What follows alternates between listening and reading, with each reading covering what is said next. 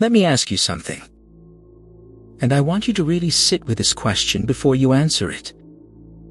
Have you ever been in the middle of a conversation and the moment you opened your mouth you already knew it was the wrong thing to say? Maybe it came out too fast. Maybe it came out too sharp. Maybe it came out and the room went quiet in that way where you could feel everyone recalibrating how they see you. Or maybe the opposite happened. Someone asked you something important, a question that mattered, and instead of saying something clear, something confident, something that reflected how intelligent you actually are, you went blank. Nothing. Like your brain decided to take a vacation at exactly the wrong moment. And the worst part? You had the thought. It was right there. But by the time you found the words, the moment was already gone. Someone else filled the silence. The conversation moved on, and you sat there replaying what you should have said for the next 3 hours. That feeling has a name. It's called verbal friction, and it is quietly costing you more than you realize. It's costing you in job interviews, in meetings where you had the right idea but someone else got the credit for saying it first, in relationships where your words came out wrong and now you're apologizing for something you didn't even mean, in conversations where you walked away feeling smaller than when you walked in. Here's what nobody tells you, though. Thinking before you speak is not about being slow. It is not about rehearsing every sentence before it leaves your mouth. And it is absolutely not about turning yourself into some robotic, calculated version of a person who sounds like they're reading off a script. Thinking before you speak is a skill. A trainable, learnable, completely acquirable skill. And when you build it, something shifts. Not just in how you sound to other people, but in how you feel inside your own mind. The clarity, the calm, the sense that you actually have control over your words instead of your words controlling you. That's what this audiobook is about. Over the next 10 chapters, here is what we are going to do together. We are going to break down exactly why your brain goes blank under pressure, and it is not what you think. It is not a confidence problem. It is not an intelligence problem. It is a wiring problem. And wiring can be rewired. We are going to build what I call your verbal processing system, a mental framework that gives you a half second of control that most people never even know they're missing. That half second is everything. We are going to work through the 4 patterns that destroy communication before a single word ever leaves your mouth, and how to dissolve each one by one. We are going to talk about how the most respected communicators in the world, the ones who always seem calm, always seem sharp, always seem like they have the right thing to say, what they are actually doing that you are not doing yet.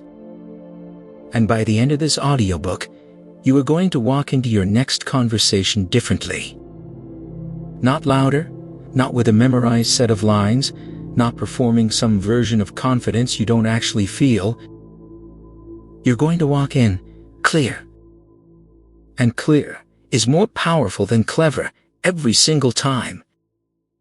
Before we dive in, if this is landing for you already, if something in that opening just described a moment you've lived through, do yourself a favor and subscribe to Mindset Audiobooks right now. We put out full-length audiobooks built exactly for this, real frameworks, real shifts, nothing recycled. Hit subscribe, hit the bell, and let's get into this. Chapter 1. The half second nobody talks about. Why your words get away from you and the tiny window that changes everything. There is a moment, and if you've ever said something you immediately regretted, you know exactly the moment I'm talking about. There is a fraction of a second between the thought forming in your mind and the word leaving your mouth. Most people have no idea that moment exists. They experience their communication like it's happening to them, like the words just fall out, like their mouth is running the show and their brain is somewhere in the back trying to catch up. And honestly, for most of us, that's exactly what's happening. But here's the thing that changes everything. And I mean everything when you finally understand it. That moment, that fraction of a second is not a wall, it's a door. And the people who communicate with real clarity, real authority, real precision, they have learned how to step through that door instead of being dragged past it.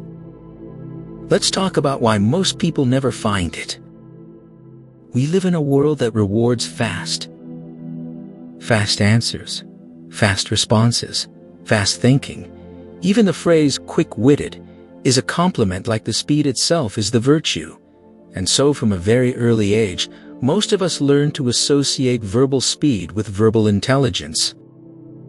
You think fast, therefore you are smart.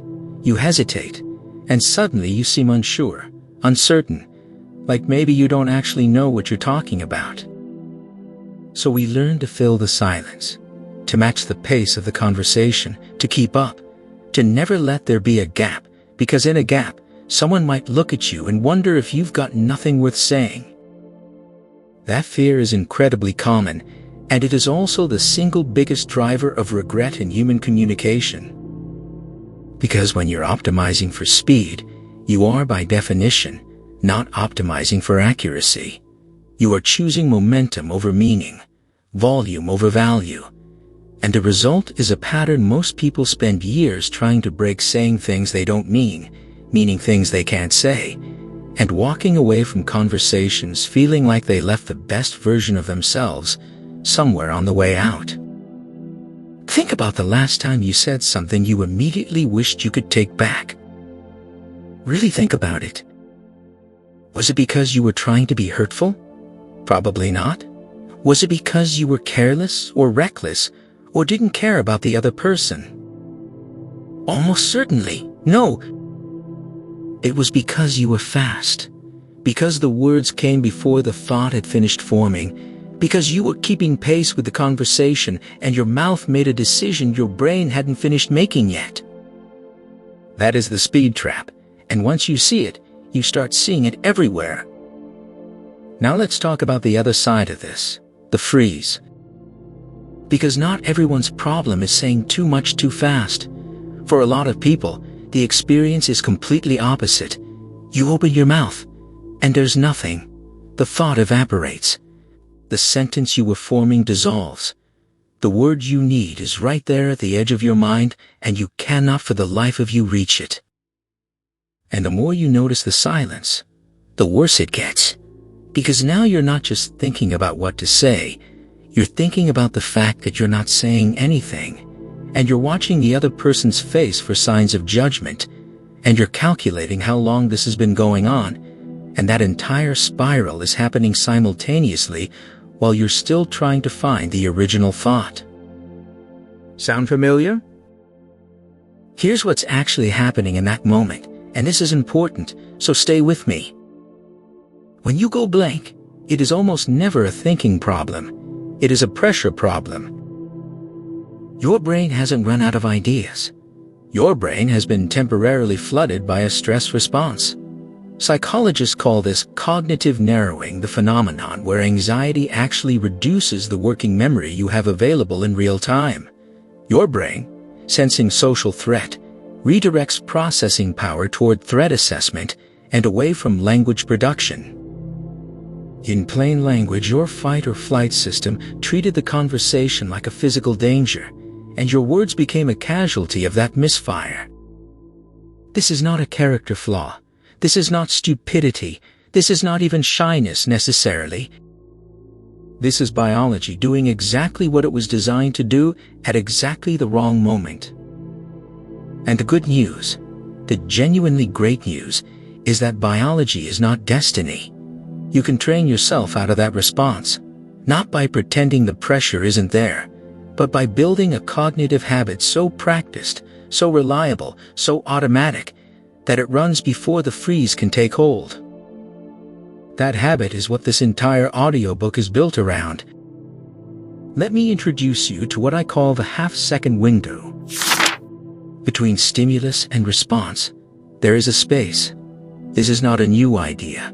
Viktor Frankl, the Austrian psychiatrist who survived 3 Nazi concentration camps and wrote one of the most important books of the 20th century, framed it this way: between stimulus and response there is a space. In that space is our power to choose our response. In our response lies our growth and our freedom. Now, Frankl was writing about something much larger than conversation. He was writing about how human beings maintain dignity and agency in conditions of extreme suffering. But the principle applies at every scale. In a conversation, the stimulus is whatever was just said to you. The response is whatever comes out of your mouth next. And the space between them, that half second, is where your entire verbal life is either built or broken. Most people have no awareness of that space at all. It happens below the level of conscious attention. The stimulus comes in, the response goes out, and the space is invisible.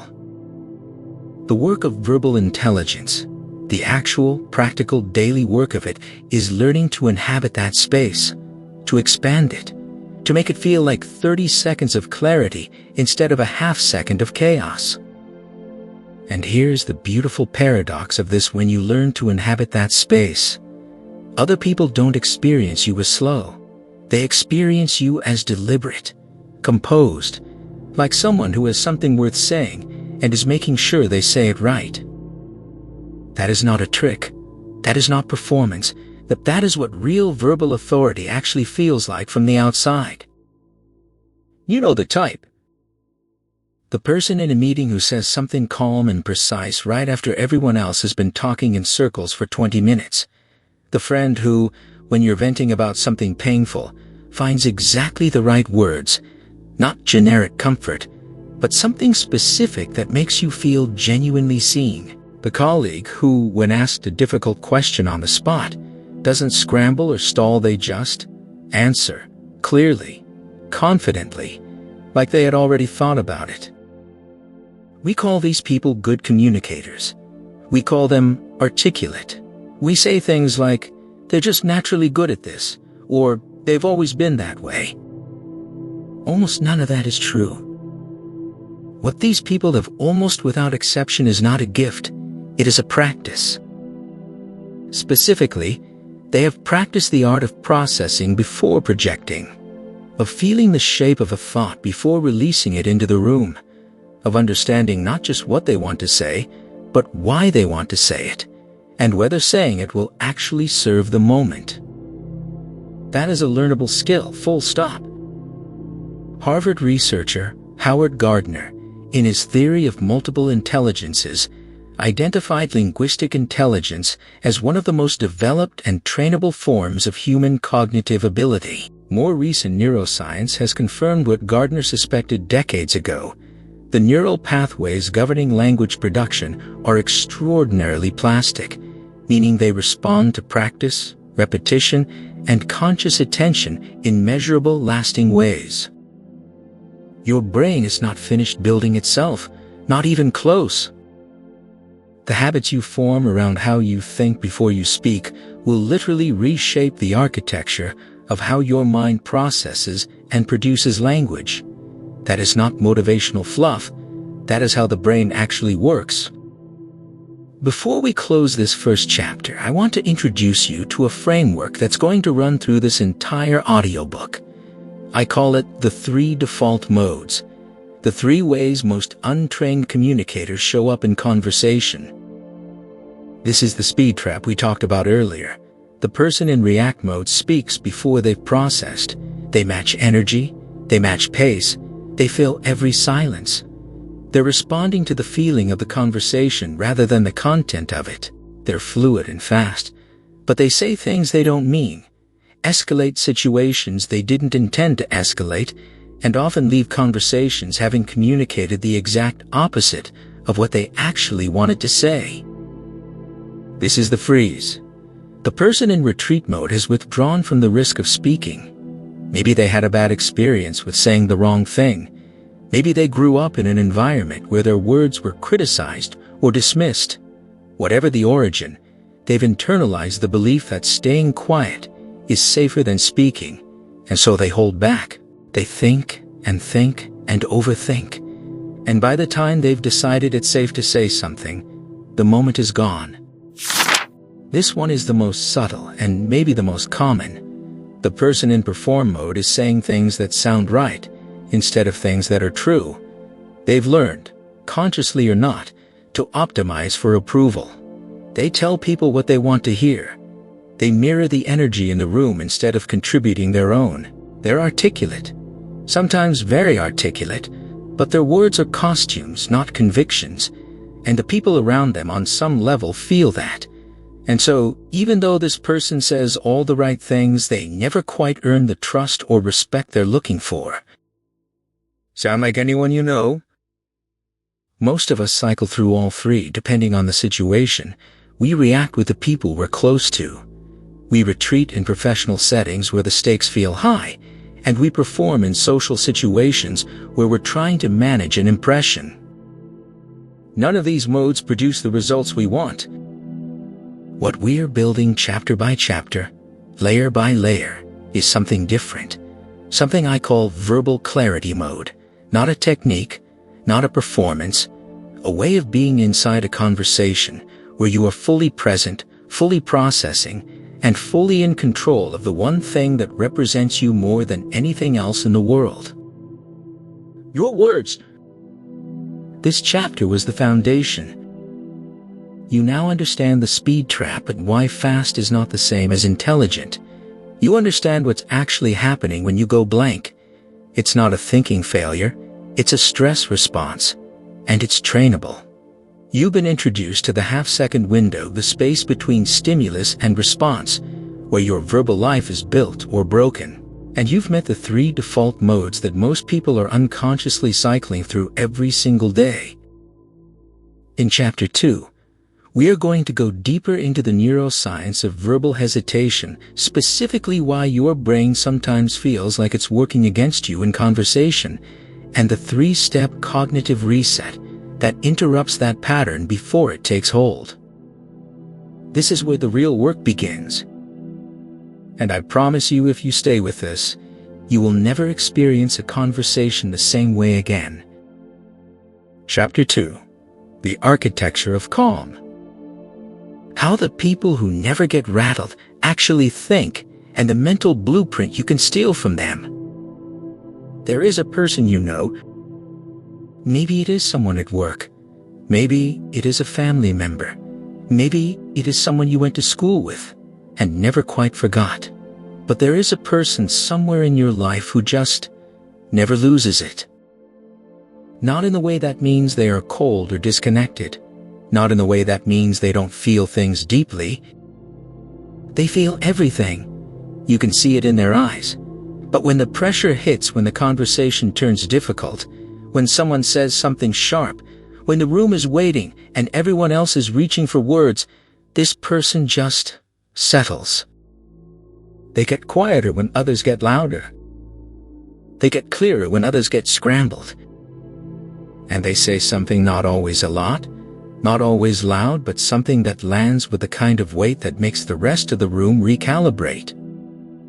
You have probably looked at that person and thought something like, I wish I was built that way.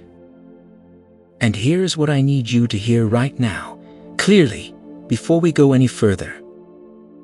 You are not watching a personality type. You are not watching someone who was assembled differently at birth. You are not watching luck or genetics or some rare neurological advantage that bypass the rest of the population. You are watching a system running. And systems can be learned. Before we get into the architecture, we need to destroy a myth that is sitting right at the center of this conversation. Most people think calm means the absence of pressure. They think the person who speaks clearly under stress is calm because they are not feeling the stress, because the stakes don't register for them the same way, because they are somehow above the anxiety that grips the rest of us in those moments. That is completely wrong.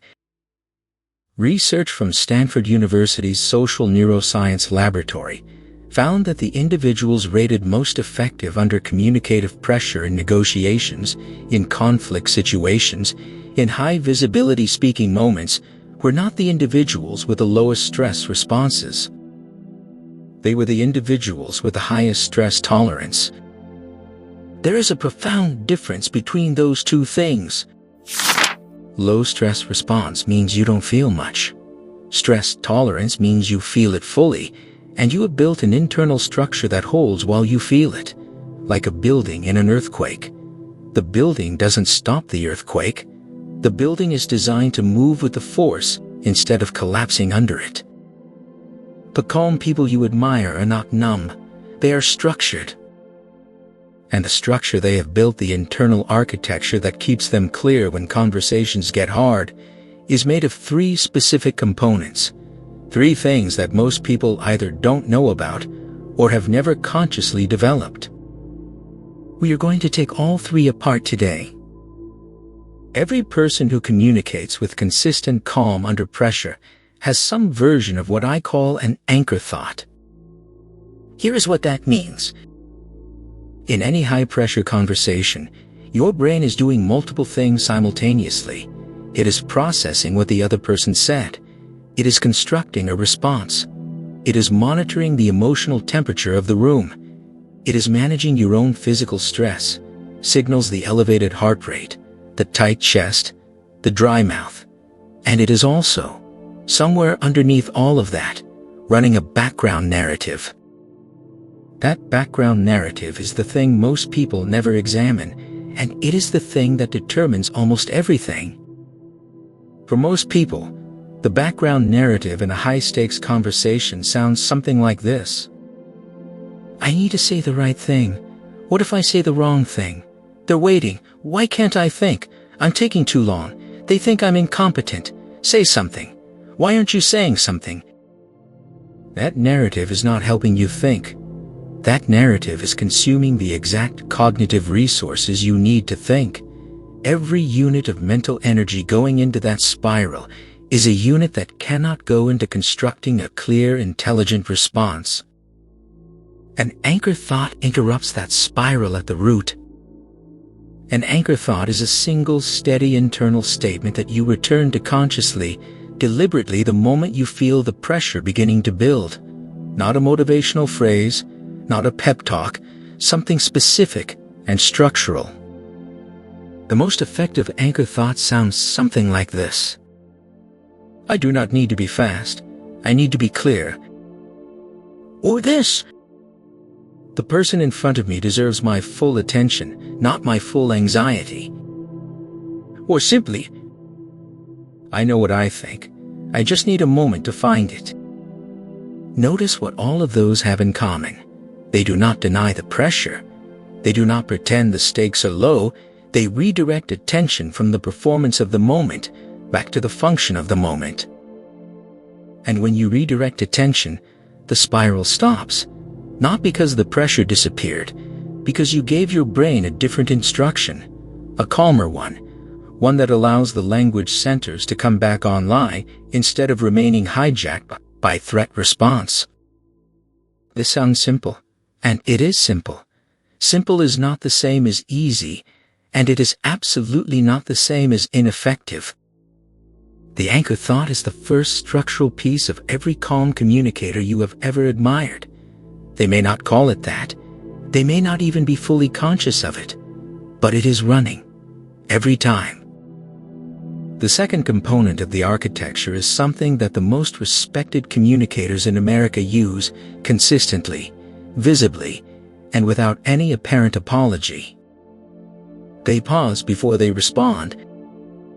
Not because they don't know what to say, because they have learned deeply, viscerally from experience that the response that comes after a full breath is almost always more valuable than the response that comes before it.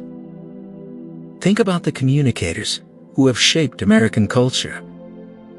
Think about Barack Obama answering a question in a press conference, that slight tilt of the head, that moment of genuine consideration before the sentence begins. Think about Oprah Winfrey in an interview, sitting with what her guest just said before she responds, not rushing to fill the space, letting the weight of what was said actually land. Think about a courtroom attorney like Brian Stevenson, whose pauses before key statements create more tension, more attention, more gravity than any word he could have chosen. These are not theatrical choices. These are processing pauses, functional gaps that serve a very specific neurological purpose. When you pause before responding, genuinely pause, not freeze. 3 things happen inside your brain in rapid succession.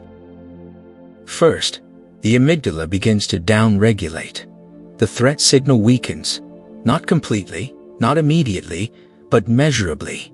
Even 2 full seconds of deliberate, calm non-response begins to shift the brain's chemistry away from alarm and toward access. Second, the prefrontal cortex, the part of your brain responsible for language production, reasoning, and nuanced thought, begins to come back online. The resources that were being redirected toward threat management start flowing back toward the function you actually need them for. Third, your thought finishes forming. Remember line number 2 from chapter 1? The idea that you know what you want to say but can't find the words? In most cases, the real problem is that the thought hasn't finished assembling yet.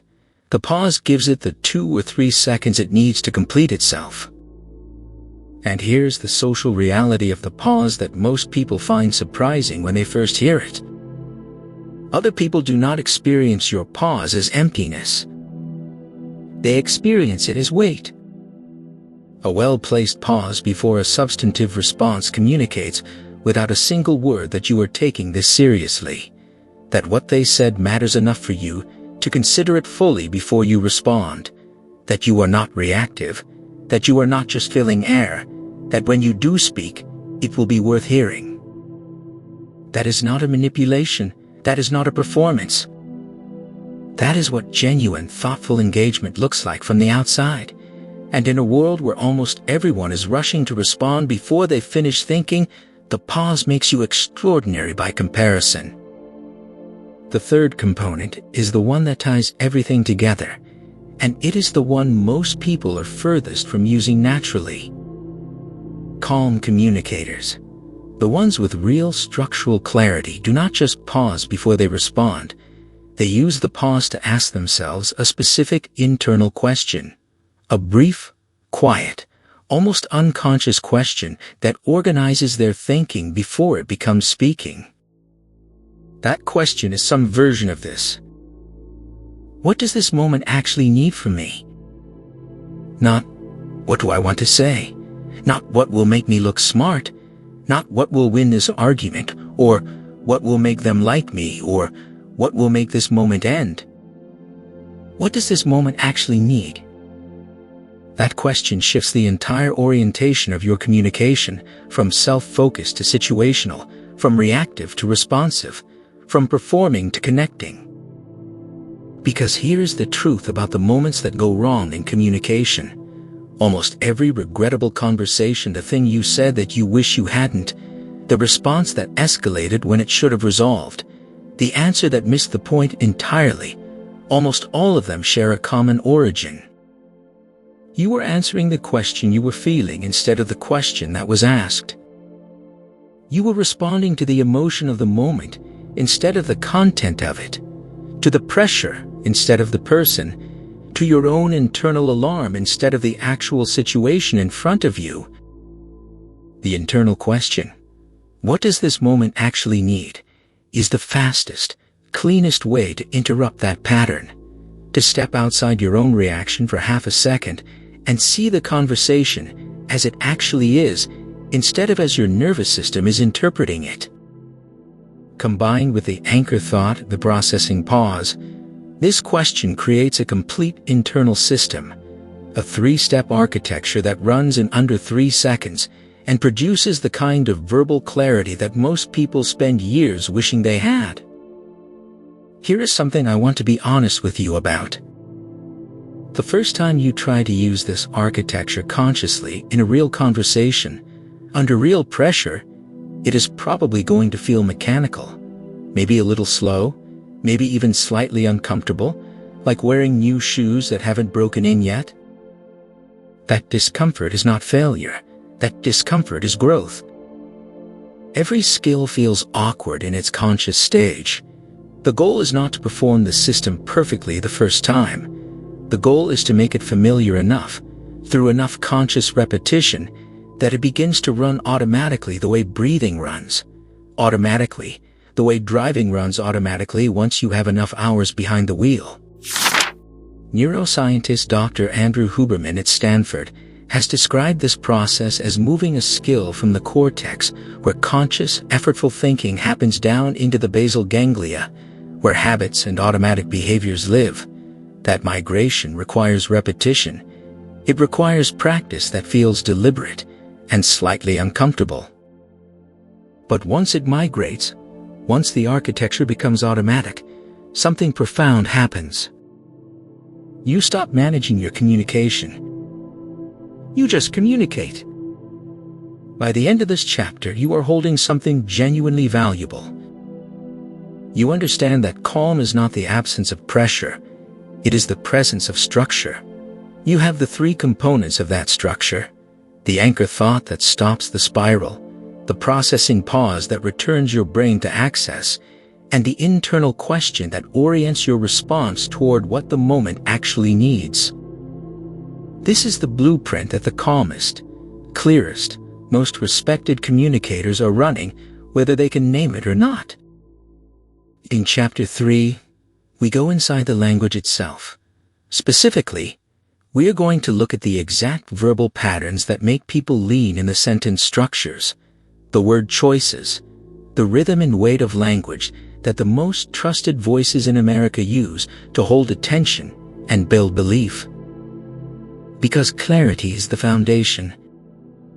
But the right words, built on that foundation, that is where you become impossible to ignore. Keep listening. Chapter 3. The language of trust. The exact verbal patterns that make people lean in, and why the most trusted voices in America all use them. There is a difference between being heard and being believed. Most people never think about that distinction. They spend all their energy trying to be heard, speaking louder, speaking more, filling every available silence with sound, and they never stop to ask the more important question. When people hear me, do they trust what I'm saying? Because here is what nobody teaches you in school, at work, or anywhere else that actually matters. Trust is not built by the content of your words alone.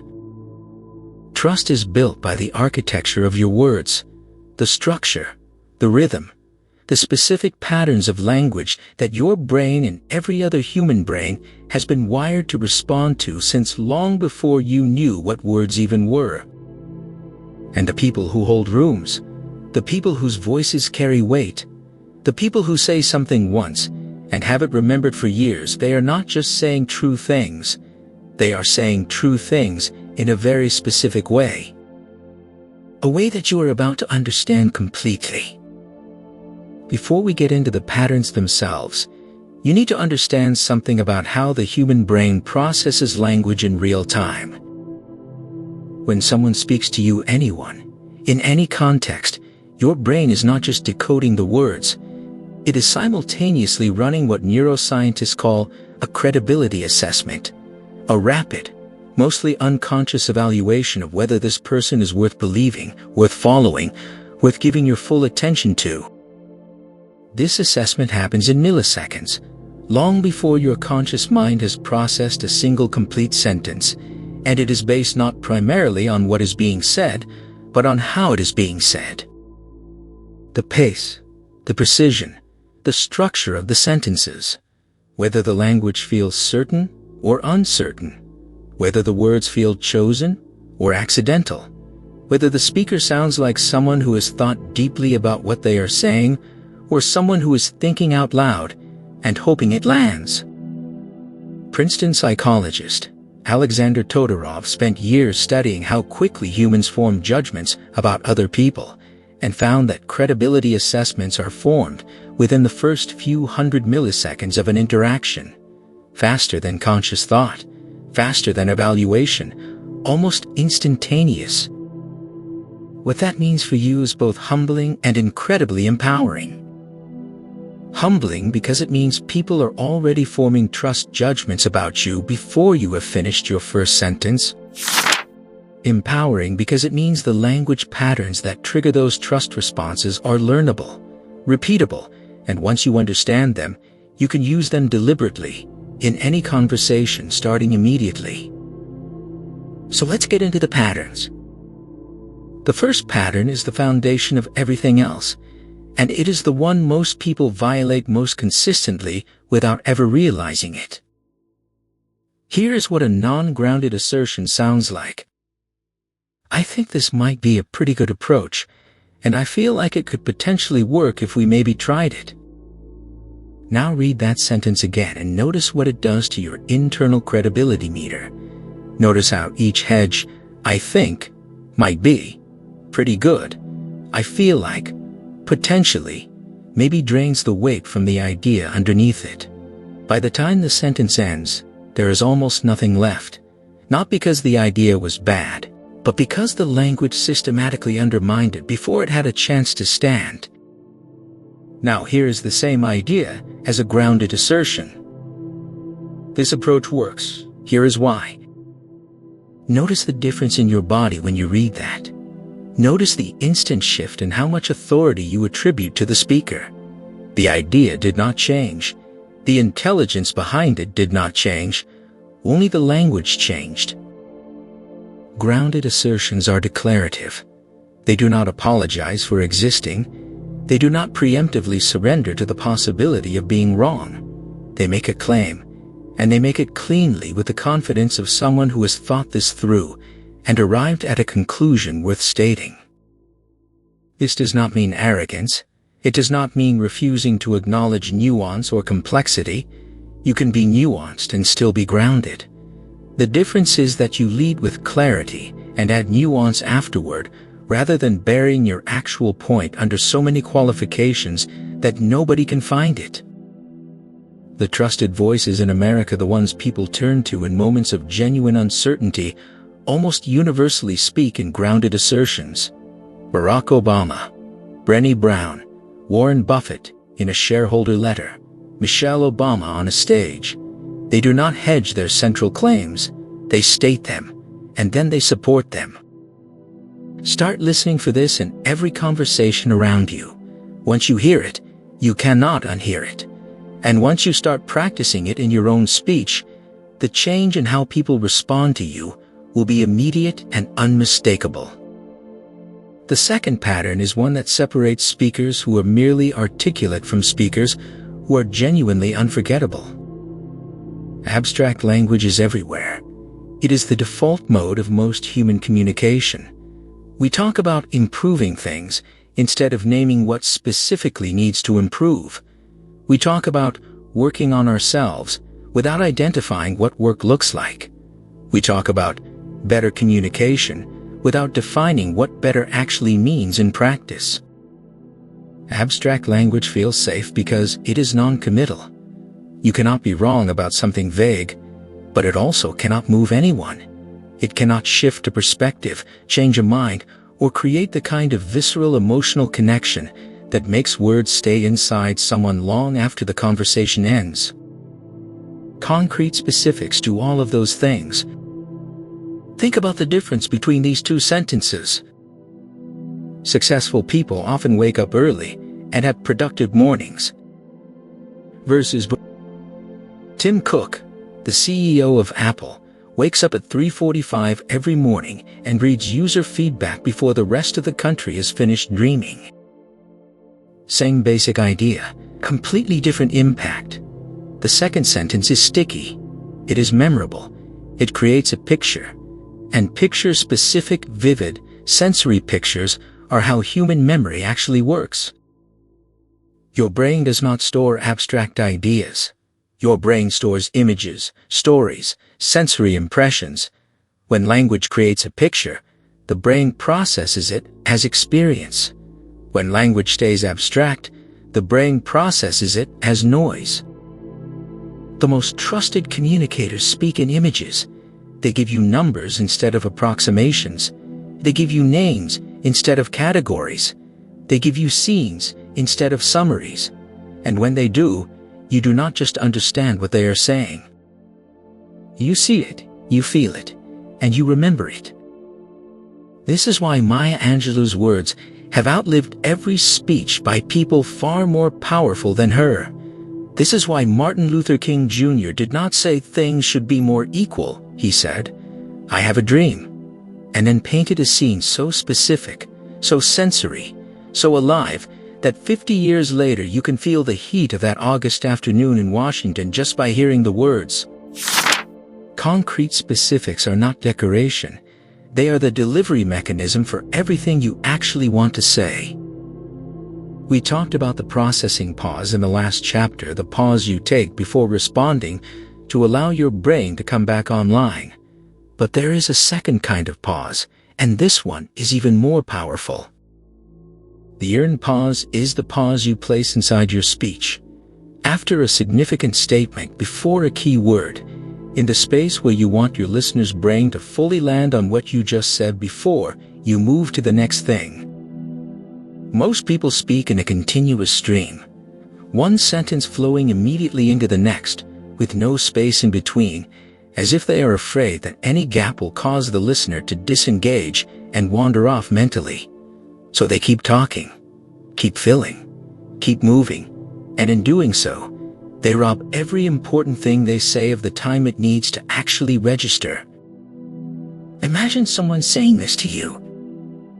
There is one thing, one single shift that will change every conversation you have for the rest of your life. And then stopping. Just for a moment. Letting that land. Versus running immediately into the next sentence without a breath. In the first version, your brain leans forward. The pause creates anticipation. It signals that what just came before was important enough to sit with. It gives your listener's mind the space to ask the natural question, "What is it?" Which means they are now actively engaged rather than passively receiving. Morgan Freeman does this instinctively. His documentary narrations feel profound not only because of his voice, but because of the weight he places inside his sentences, the pauses between ideas, the silence that makes the words feel like they cost something. David Attenborough, Maya Angelou in an interview, Steve Jobs at a product launch. Remember the first iPhone reveal, when he said, "An iPod, a phone, and an internet communicator." 3 pauses, 3 beats, building to a single climax. That was not accidental. That was the earned pause used at the highest possible level. You do not need a stage or a microphone to use this. Every conversation you have is a stage, and the pauses you place inside your sentences will do more to make people feel the weight of your words than any single word you could choose. The fourth pattern is the one that builds trust faster than almost anything else, and it is the one most overlooked because it is the most counterintuitive. When most people want to be trusted, they talk more, they explain more, they add more evidence, more context, more support for their position, as if the volume of words is what produces belief in the listener. The most trusted communicators do the opposite. They reflect back. Before they respond with their own perspective, they show the other person clearly, explicitly, unmistakably, that they have actually heard and understood what was said. Not a generic, "I hear you," something specific, something that demonstrates genuine comprehension. It sounds like this. "So what you're really saying is that you have tried this before, and it did not work, and you need to understand what's different this time before you can commit to it again. Is that right?" Notice what that does. It shows the other person that their words landed, that they were not just received as sound, but processed as meaning. And in doing so, it accomplishes something remarkable. It makes the other person feel understood. And the moment someone feels genuinely understood, their resistance drops, their defensiveness softens. They become, neurologically and emotionally, more open to receiving what you are about to say next. Therapists have known this for decades. The most effective communicators in high-stakes negotiations, FBI hostage negotiators, crisis counselors, elite conflict mediators use this pattern as their primary tool, not because it is manipulative, because it is true, because genuine understanding, genuinely expressed, is the fastest bridge between two human minds. Combined with the grounded assertion, the concrete specific, and the earned pause, the reflective echo gives you a complete language system, one that does not just transmit information, but builds the kind of trust that makes people lean forward, stay engaged, and come back for more. Here is the uncomfortable truth underneath everything in this chapter. People do not experience you directly. They do not have access to your thoughts, your intentions, your intelligence, your character. The only access they have to any of those things is through your words. Your language is not how you express yourself. Your language is how people know you. And if your language is hedged, abstract, rushed, and structurally passive, then regardless of how brilliant you are, regardless of how much you have to offer, regardless of everything you carry inside you, people will experience a version of you that is smaller than the real one. These four patterns, the grounded assertion, the concrete specific, the earned pause, and the reflective echo, are not tricks. They are not techniques for appearing smarter than you are. They are the tools that allow the person you actually are to come through clearly, instead of getting lost in the gap between thought and word. In Chapter 4, we go somewhere most communication books are afraid to go.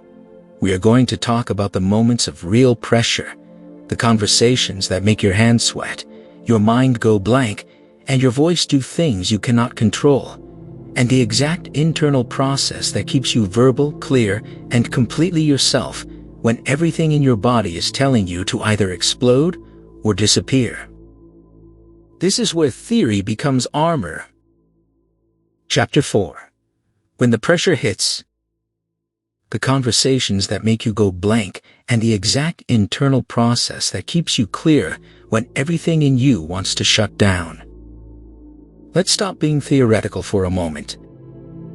Because everything we have covered so far, the gap, the architecture of calm, the language of trust, all of it lives in a comfortable space, the space where you are listening, reflecting, not yet in the fire.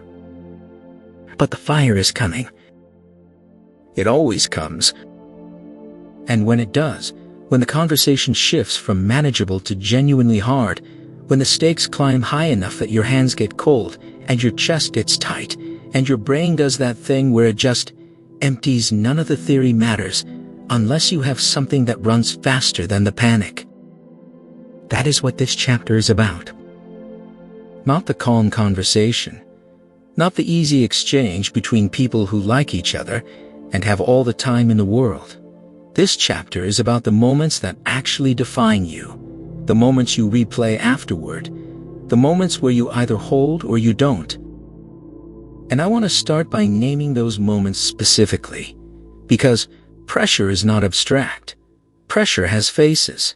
Pressure has situations, and if you have never seen your specific pressure clearly described before, something tends to happen when you finally do. You realize you are not alone, and you realize the problem has a solution. There are patterns to the moments that break people's verbal clarity. Not random, not unique to any one person. 5 recurring situations that show up across almost every life, in almost every professional and personal context, and consistently produce the same result. Smart, capable people going blank, going reactive, or going somewhere they deeply regret. You are in a meeting, a conversation, an interview, and someone asks you something you did not see coming, something that requires a real answer, not a deflection, something where, let me get back to you on that, will cost you credibility you cannot afford to lose in that moment. Your brain registers the question as a threat before it registers it as a question. And in the half second between hearing it and needing to respond, The freeze sets in. Not because you do not know the answer, because your nervous system decided the question was dangerous before your mind had a chance to evaluate it calmly. Someone says something sharp, something accusatory, something that feels unjust or dismissive or designed to diminish you, and every instinct you have screams at you to respond with equal force, to defend, to retaliate, to make absolutely sure they understand that you will not just absorb that. And sometimes you do respond with force, and sometimes the force lands wrong and the conversation becomes a wreck you spend days trying to clean up. And sometimes you say nothing, and the silence feels like surrender, and you carry the weight of the unsaid thing for far longer than the conversation itself lasted. The job interview, the presentation, the first impression in a room full of people who do not know you yet. The moment where your words are being evaluated, not just for content, but for everything they signal about who you are and whether you belong here. The pressure in these moments is almost physical. It sits on your chest. It shortens your breath. It makes your voice do things thin out, speed up, waver slightly at the edges that feel completely outside your control. The talk with a partner where something real is at stake. The conversation with a parent that carries decades of history. The moment with a friend where you need to say something true that might hurt. The situation where the emotions involved are so large, so close, so personal, that organizing them into language feels impossible before the conversation even begins. These are the conversations where people either say too much or too little, where they either overflow and say things they cannot take back, or they close down completely and leave the most important things permanently unsaid. Someone questions you in front of other people, contradicts you, dismisses your point in a group setting, asks you to justify something you said in front of an audience in real time. The social stakes in this moment are layered and heavy. It is not just about answering the challenge, it is about answering it in a way that maintains your credibility with everyone watching, and that additional pressure, the awareness of the audience, is often enough to collapse even people who handle one-on-one pressure reasonably well. You have lived inside at least one of these situations, probably more than one, and if you are being honest with yourself right now, you probably know exactly which one undoes you most consistently. Hold that awareness. We are about to do something with it.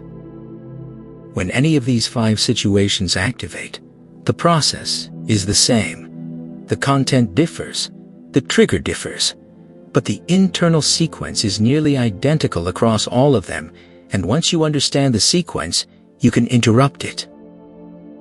Here's what the sequence looks like. First, your brain detects a social threat. Remember from Chapter 1, the amygdala does not distinguish between physical danger and social danger. A challenge to your status, your credibility, your safety in a relationship registers in the same threat detection system as a predator in the room. The same alarm fires. Second, cortisol and adrenaline flood your system. This happens in milliseconds. These stress hormones are extraordinarily useful if you need to run or fight. They are extraordinarily destructive if you need to think, organize language, and respond with nuance and clarity. Third, and this is the part most people never understand about their own experience, your working memory contracts. Not metaphorically, measurably, neurologically, your capacity to hold multiple thoughts simultaneously and organize them into coherent speech shrinks. The very faculty you need most in a hard conversation becomes the faculty most compromised by the pressure of that conversation. This is why intelligent people say things they regret under pressure. This is why articulate people lose their words under pressure. It is not a character failure. It is a chemistry event. And like any chemistry event, it can be anticipated, prepared for, and ultimately managed with the right tools in place. What I am about to give you is not a motivational concept. It is a functional sequence, 3 specific internal moves, done in a specific order, that interrupt the pressure cascade before it collapses your verbal clarity. The sequence takes under 4 seconds. Once it is practiced enough to become automatic, it takes under 2. The moment you feel the pressure beginning, the tightening chest, the quickening pulse, the mind starting to scatter, the first move is deceptively simple. Name it internally, not out loud, inside. Just a quiet, neutral acknowledgement. Something like, "This is pressure. My system is activating." This single act, labeling the emotional state, rather than being consumed by it, triggers what neuroscientist Dr. Matthew Lieberman at UCLA calls affect labeling. His research showed that naming an emotional state reduces amygdala activation measurably and almost immediately. The simple act of labeling, of bringing conscious linguistic awareness to what you are feeling, shifts processing from the reactive limbic system toward the more regulated prefrontal cortex. In plain language, naming the pressure is the first step in dissolving it. Not pretending it isn't there, naming it. There is an enormous difference. The second move is buying yourself the seconds your brain needs to come back online without going silent, without freezing visibly, and without saying something regrettable just to fill the space. There are specific phrases that do this cleanly. Phrases that are completely honest and completely normal in human conversation. Phrases that create no impression of incompetence, but that buy your nervous system the 3 to 5 seconds it needs to down-regulate enough for clarity to return. Phrases like these: "That is a really important question. Let me make sure I answer it properly." Or this: "Give me just a moment. I want to think about this carefully before I respond." Or in a conflict situation, something like this: "I hear what you're saying. I want to respond to that thoughtfully instead of just reacting." Notice what every one of those phrases does. They do not stall. They do not deflect. They signal engagement, care, and intentionality. They tell the other person that their words are being taken seriously, and they give you quietly, invisibly, the neurological recovery time you actually need. The people you admire most in high-pressure conversations are almost certainly using some version of this without calling it what it is. It is not a trick. It is communication that is honest about the fact that good thinking requires a moment to happen. Once you have named the activation and bought yourself legitimate time, the third move is this: do not try to produce a complete, fully formed, perfectly structured response all at once. Lead with one clear sentence. Just one. The core of what you actually want to say, stripped of everything secondary. The essential truth underneath all the complexity. Said clearly, said calmly, said with a grounded assertion from Chapter 3. One sentence gives your brain a place to stand, and once you have a place to stand, the rest comes. Not perfectly, not without effort, but it comes. Because here's what most people do not understand about verbal pressure. The hardest part is not sustaining the response. The hardest part is starting it. The blank, the freeze, the panic. They almost all live in the space before the first sentence. Once the first sentence is out, the pathway opens. The words start moving again. The fog lifts. Lead with one clear sentence and trust what comes after it. There is something else I want to address in this chapter, something that fits here and nowhere else. Because for some of you, the pressure situations I described earlier are not just communication challenges. They are attached to something older and heavier than a single difficult conversation. For some of you, the pattern of going blank or going reactive under pressure started a long time ago, in a home where your words were dismissed or punished, in a school where speaking up came with a social cost you were not willing to pay, in a relationship where your voice was consistently treated as less important than someone else's. And somewhere along the way, your nervous system learned an equation that sounds something like speaking up under pressure equals danger. That equation is not true. It was never true. But it has been running long enough that it feels like truth. It feels like personality. It feels like the way you are simply built. It is not the way you were built. It is a learned response to an old environment. And old environments do not have to govern new conversations. The protocol in this chapter works regardless of where the pressure response came from, because it does not ask you to revisit the origin. It asks you only to interrupt the pattern today, in this conversation, one response at a time. By the end of this chapter, you now have something concrete to carry into the next hard conversation. You understand the 5 pressure situations that unravel most people, and you know which one is yours. You understand the neurological sequence that collapses verbal clarity under stress, and you know it is chemistry, not character. And you have a 3-step protocol name, the activation, buy legitimate time, lead with one clear sentence that interrupts the collapse before it can complete itself. In Chapter 5, we go somewhere that changes everything. We are going to talk about silence. Not the silence of going blank, not the silence of shutting down, the silence that the most powerful communicators in America use as a deliberate, precise, almost surgical tool, and that most people are so afraid of they never discover it at all. Chapter 5 is the one that permanently rewires how you think about the space between words. Do not stop now. Chapter 5, the power of saying nothing. Why the most commanding communicators in America use silence as a weapon, and how you can too. Say nothing for a moment. Just stay with what you are about to hear. Because this chapter is different from everything before it. The previous 4 chapters gave you frameworks, protocols, patterns, and tools. All of them involve doing something, thinking something, saying something structured and intentional and clear. This chapter is about doing none of that. This chapter is about the thing that most people in this country are so deeply, viscerally, almost pathologically afraid of, that they will say almost anything to avoid it. Silence. Not the silence of going blank, not the silence of shutting down, not the silence of having nothing to say, which is what most people in America have been trained to associate with any quiet moment in a conversation.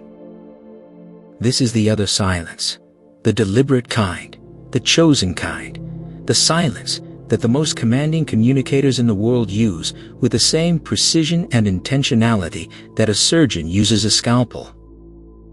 And by the end of this chapter, you are going to understand something about silence that most people go their entire lives without discovering. Silence is not the absence of communication. Silence is communication at its most concentrated. Before we go into what silence can do, we need to understand why most Americans cannot use it. Because the fear is real, and it is culturally specific, and if we do not name it directly, it will quietly undermine everything else in this chapter. The United States is one of the most verbally accelerated cultures on the planet.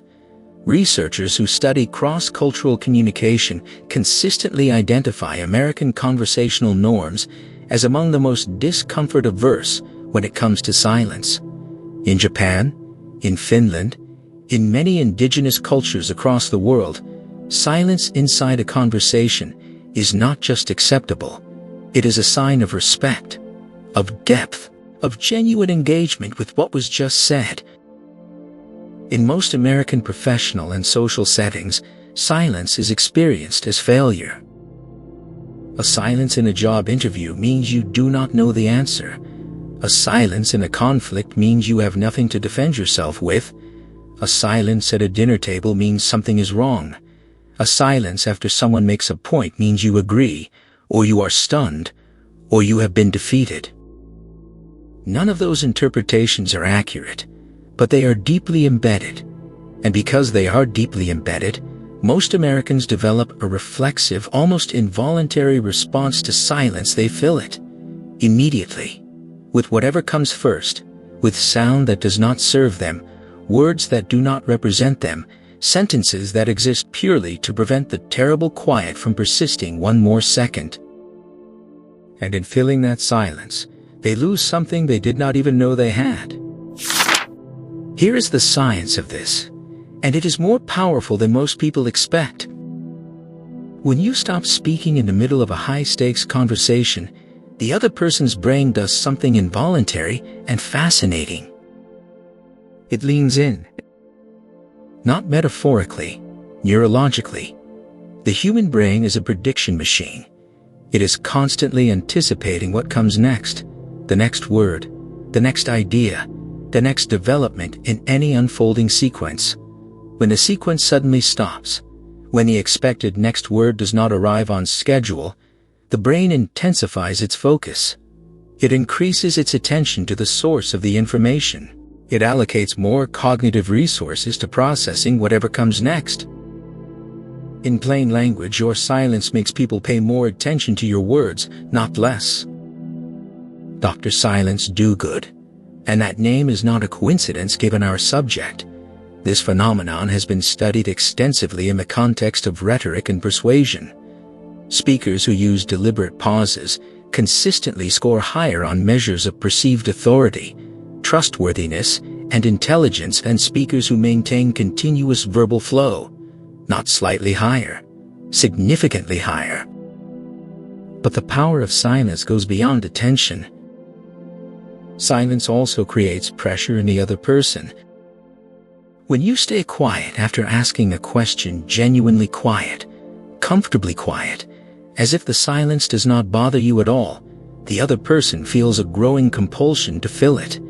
And in filling it, they often reveal far more than they intended to. They clarify, they qualify, they contradict something they said earlier. They give you information they would never have volunteered if you had kept talking. This is why the most skilled negotiators in the world, from corporate deal makers to FBI crisis negotiators, treat silence as one of their primary tactical tools. Not because they have nothing to say, because they understand that what the other person says into their silence is often more valuable than anything the negotiator could have said themselves.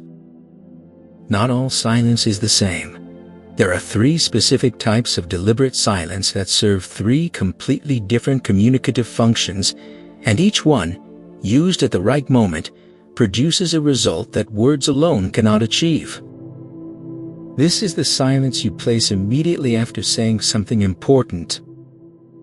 Think about the last time someone said something to you that genuinely stopped you, something that landed with real force, something you needed a moment to absorb before you could move on. In that moment, if the speaker had immediately continued talking, plowing into their next point, adding more information, not allowing what they just said to settle, how much of the impact would have been lost? Almost all of it. The wait pause is the silence that honors what you just said. It communicates without words that what you just put into the room deserves a moment of stillness. It gives your listener's brain the time it needs to fully register, process, and feel the weight of your point before the next one arrives. Martin Luther King Jr. used this with extraordinary mastery. His speeches are not remembered only for the words. They are remembered for what happened between the words, the silences that stretched long enough to become almost unbearable, and then resolved into the next line with a force that would have been impossible without the quiet that preceded it. Used correctly, the wait pause transforms a good point into an unforgettable one. This is perhaps the most underused and most powerful silence in everyday conversation. After someone finishes speaking, do not respond immediately. Pause for 2, 3, sometimes 4 full seconds. Maintain eye contact. Let your expression communicate genuine engagement, not blankness, not discomfort, but real thoughtfulness. And then, either speak or stay quiet a moment longer. What this does to the other person is remarkable. In almost every case, they will continue. They will add something they did not originally plan to say. They will go deeper. They will move from the surface answer to the real one, the one underneath the one they gave you first. Because here's a truth about human communication that most people never learn. The first thing someone says is rarely the most important thing they have to say. The first thing is the prepared thing, the safe thing, the answer they have given before, or the version of their position they have already processed and packaged for consumption. The real thing, the more honest, more vulnerable, more substantive thing, is almost always the second thing. And most people never hear the second thing because they start talking before the other person has a chance to give it. The invitation silence creates the space for the second thing to emerge, and when it does, the quality of the conversation changes entirely. Suddenly, you are not exchanging prepared positions, you are actually talking, actually thinking together, actually getting somewhere. This is the most advanced of the three, and it is the one that, in the right situation, communicates more authority than any sentence you could construct.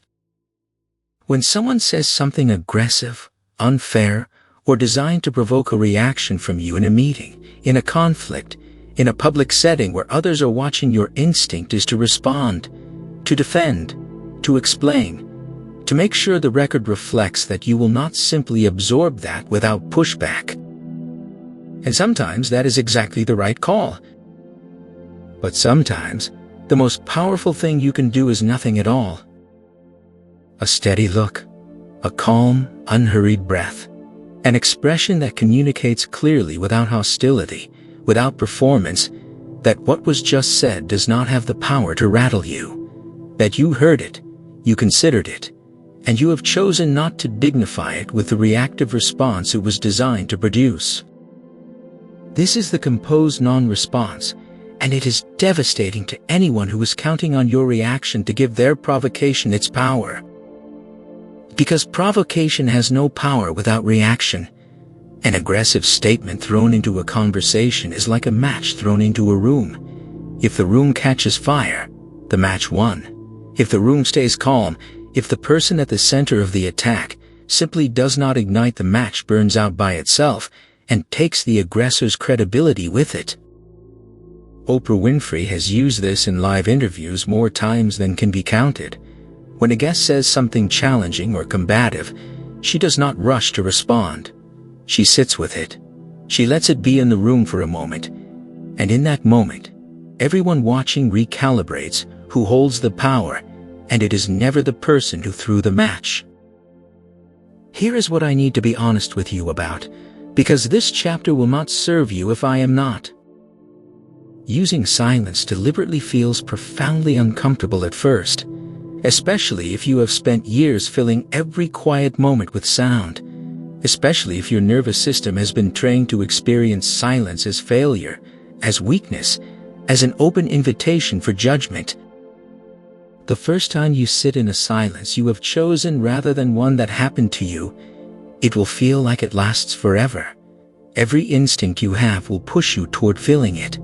Your body will generate genuine physiological discomfort, the kind of discomfort that has exactly one message: say something, say anything, just make this stop. Do not make it stop. Because on the other side of that discomfort is something extraordinary. The moment when you realize that the silence held, that the world did not collapse, that the other person did not walk away, or laugh, or lose respect for you, that the conversation deepened rather than died, that what you said next, because you waited, landed with a force and a clarity that you could feel in real time. That moment is the beginning of a completely different relationship with your own communication, a relationship based not on filling space, but on choosing what deserves to be in it. You are now at the center of this audiobook, and if you have been listening from the beginning, something has already started to shift. You can feel it, a slight change in how you are thinking about your words, your pauses, your responses. That shift is real. Honor it. In Chapter 6, we move into one of the most requested and least understood areas of verbal intelligence, the art of disagreeing without destroying. How to hold your position under challenge without becoming defensive, dismissive, or aggressive. How to say, "I see it differently," in a way that earns respect instead of igniting conflict. This is where everything we have built so far gets tested in fire. Keep listening. Chapter 6. The Art of Disagreeing Without Destroying. How to hold your ground, challenge anything, and still walk away with your relationships and reputation completely intact. Here is a scenario. You are sitting in a meeting. A colleague presents an idea. Everyone around the table nods along politely, reflexively, the way people nod when they have already decided that agreeing is safer than thinking. But you can see the flaw, clearly, a gap in the logic that will cost everyone in that room real time and real money if nobody names it. And you have two choices in that moment. You can nod along with everyone else, keep the peace, let the flawed idea move forward, and quietly tell yourself that it is not your problem when it falls apart. Or you can speak. And here's where it gets complicated. Because most people who try to speak in that moment, who try to push back, who try to introduce a different perspective, who try to hold a position that is not the one the room is already settled on, most people do it in a way that creates more damage than the original problem they were trying to solve. They come in too hard, too blunt, too certain. They make the person who proposed the idea feel attacked instead of challenged. They turn a professional disagreement into a personal one, and suddenly, the conversation is not about the idea anymore. It is about the relationship, the ego, the politics, and the actual truth gets buried underneath all of it. Or they come in too soft. So many qualifications, so many apologies for having a different view, so much effort to cushion the disagreement that the disagreement itself never actually lands. The flaw goes unnamed. The room keeps nodding. And a problem that could have been solved in one honest conversation becomes a crisis that takes months to clean up. Neither of those is what we are building in this chapter. What we are building is something far more valuable. The ability to say "I disagree" clearly, respectfully, firmly, in a way that makes people trust you more, not less. In a way that strengthens relationships instead of fracturing them. In a way that positions you as the kind of person whose honest perspective is sought out, rather than feared or dismissed. That ability is rarer than almost any other communication skill, and it is completely learnable. The first thing we need to understand is why disagreement goes wrong so consistently, because it almost never goes wrong for the reasons people think. Most people believe that disagreements turn destructive because of the disagreement itself, because the positions are too far apart, because the topic is too sensitive, because the people involved are too stubborn or too emotional or too invested in being right. The research tells a very different story. Studies on conflict communication consistently show that the content of a disagreement, the actual substance of what is being disputed, is rarely what determines whether the conversation goes well or badly. What determines the outcome is almost entirely the way the disagreement is introduced and navigated in the first 5 exchanges. The first 5 exchanges. That is the window. That is where disagreements either find solid ground or turn into something that cannot be walked back. And in that window, the thing that matters most is not what you disagree about. It is how you signal your position to the other person's nervous system. Because here's what most people do not understand about human conflict. When someone disagrees with you, especially in front of others, especially on something you care about, your brain registers it as a threat, not a conceptual challenge, a threat. The same amygdala activation we discussed in Chapter 4 fires in the person on the receiving end of your pushback. And once that activation happens, the conversation is no longer primarily about ideas. It is about safety. The other person is now using cognitive resources to protect themselves rather than to think with you. They are constructing defenses instead of evaluating your point.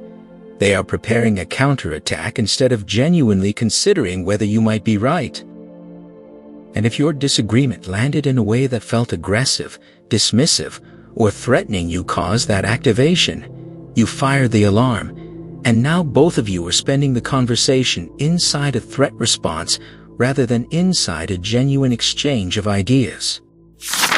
The art of disagreeing well is, at its core, the art of challenging someone without triggering their defense system. There is a structure to effective disagreement, not a script, a structure, a sequence of moves that keeps the other person's nervous system regulated enough to actually hear what you are saying, evaluate it honestly, and respond to it with their thinking rather than their defenses. Here is how it works.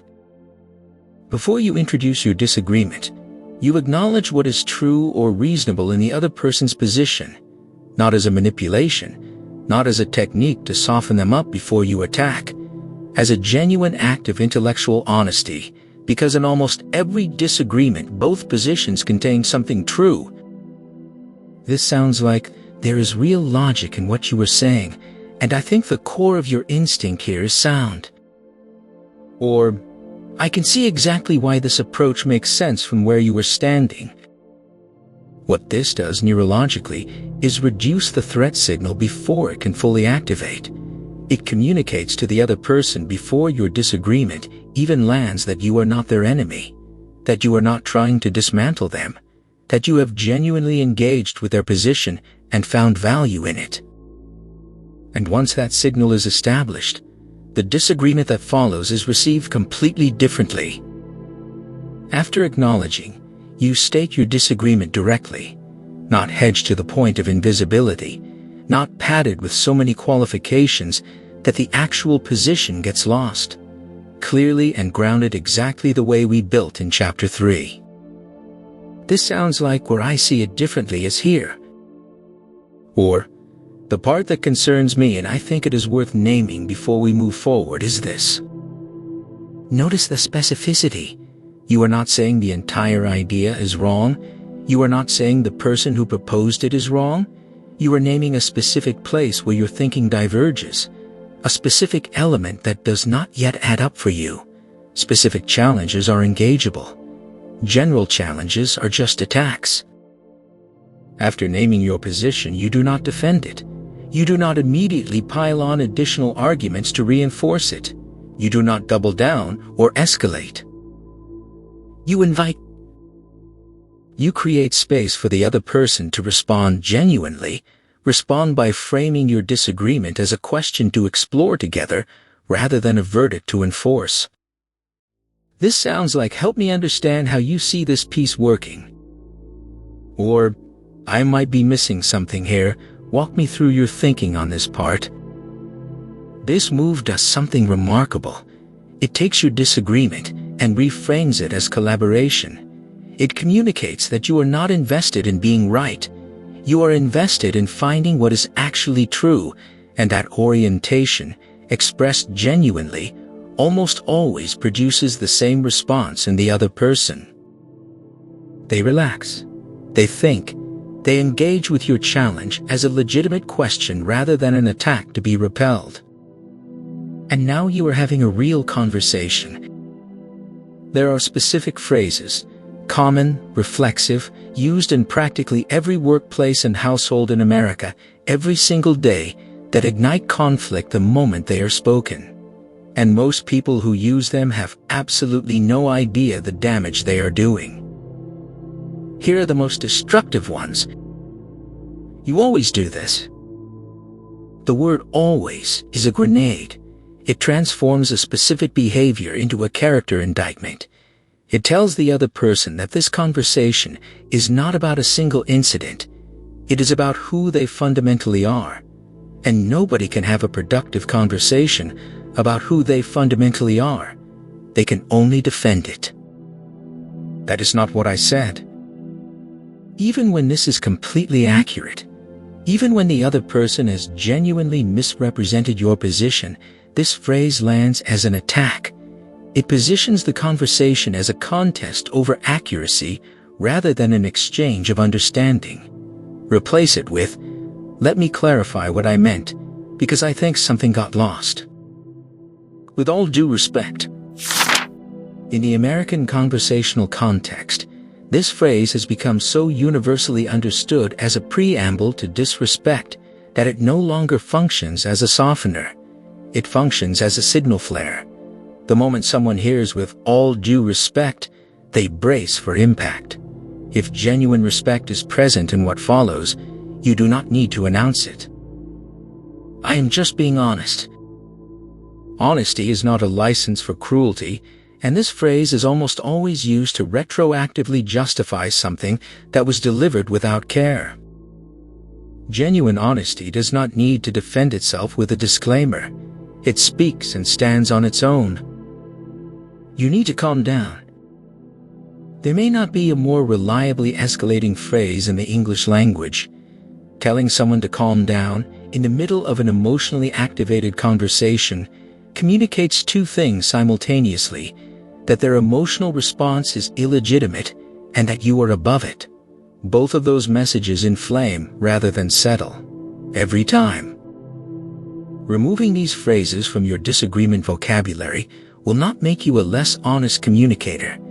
It will make you a more effective one, because the truth you are carrying deserves to be heard, and none of these phrases give it a fair chance to be. There is one more dimension of this that we cannot leave unaddressed.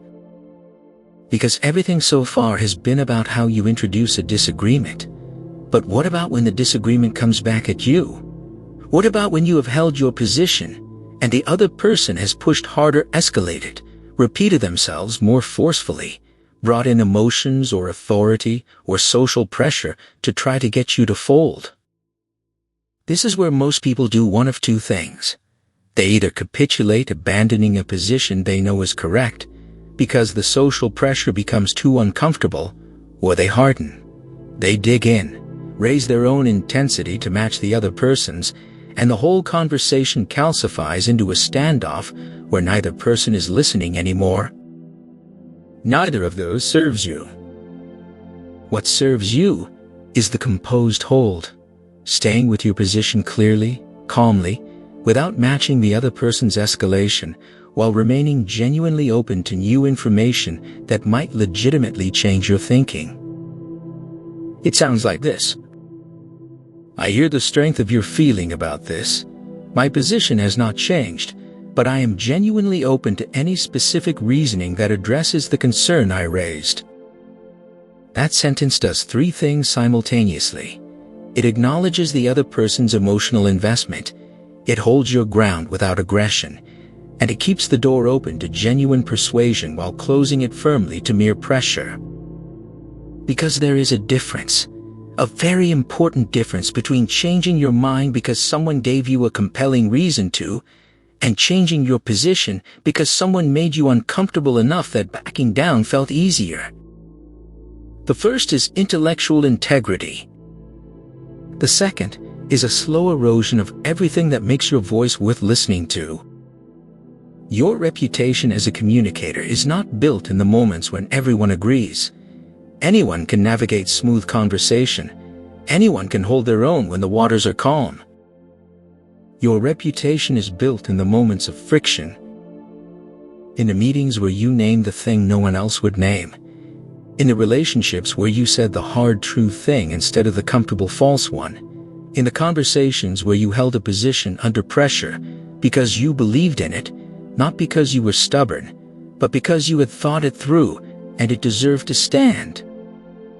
Every time you navigate a disagreement well with clarity, with structure, with genuine respect for the person you are challenging, you deposit something into the account that determines how the world sees you.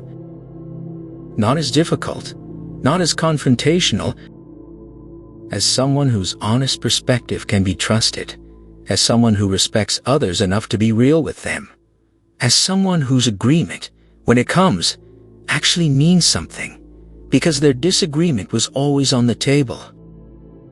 That is the reputation worth building. In Chapter 7, we go somewhere deeply personal. We are going to talk about the conversations that live closest to home, the emotionally loaded exchanges with the people who matter most, The partners, the parents, the closest friends, the moments where your words carry the most weight and the stakes of getting it wrong feel impossibly high. This is where all the tools you have been building face their hardest test. Chapter 7. The conversations that cost the most. How to speak honestly with the people who matter most without losing them in the process. There is a conversation you have not had yet. You know exactly which one it is. It has been sitting somewhere in the back of your mind for weeks, maybe months, maybe longer than that. It is with someone specific, someone whose opinion of you matters, someone whose presence in your life you cannot afford to lose, someone whose feelings you care about enough that the thought of hurting them stops you from saying what needs to be said. And so you have been waiting for the right moment, waiting until you have exactly the right words, waiting until the conditions are perfect and the timing is ideal, and somehow, magically, the conversation that terrifies you becomes the conversation that feels safe. Here's the truth you probably already know, somewhere underneath all the waiting. That moment is never going to arrive on its own. Perfect timing does not exist in the conversations that matter most.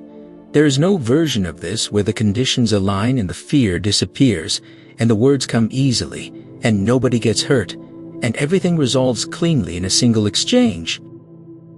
Those conversations are hard. They are supposed to be hard. The hardness is not a sign that you should not have them. The hardness is a sign that what is at stake is real, and that the people involved are real enough to you that the thought of damaging something with the wrong words is genuinely terrifying. But here's what is also true. Every day you do not have that conversation is a day the distance grows. Not always visibly, not always in ways that the other person can name or that you can point to directly, but underneath the surface of the relationship, in the space where the unsaid thing lives quietly, continuously, with absolute consistency, the gap widens. And the longer it widens, the harder the conversation becomes. This chapter is about closing that gap. Not perfectly, not painlessly, but honestly with the tools to say the real thing to the real person in a way that gives the relationship a chance to grow instead of slowly, silently dying from the weight of everything left unspoken.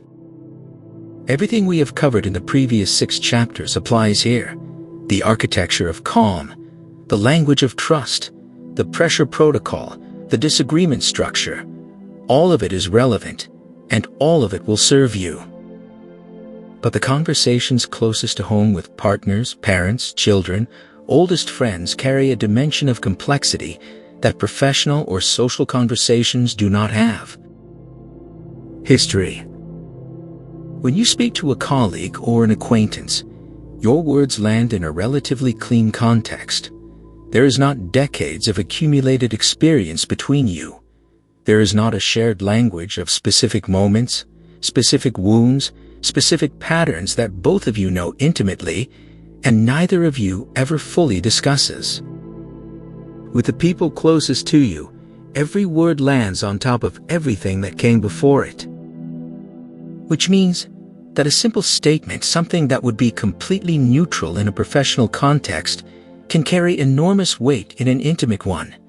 Not because of what the words mean in isolation, because of what they echo, what they remind both people of, what old conversation they sound uncomfortably close to. This is why couples can fight about dishes and actually be fighting about respect. Why a conversation between a parent and an adult child about a minor decision can suddenly become a confrontation about decades of control or neglect.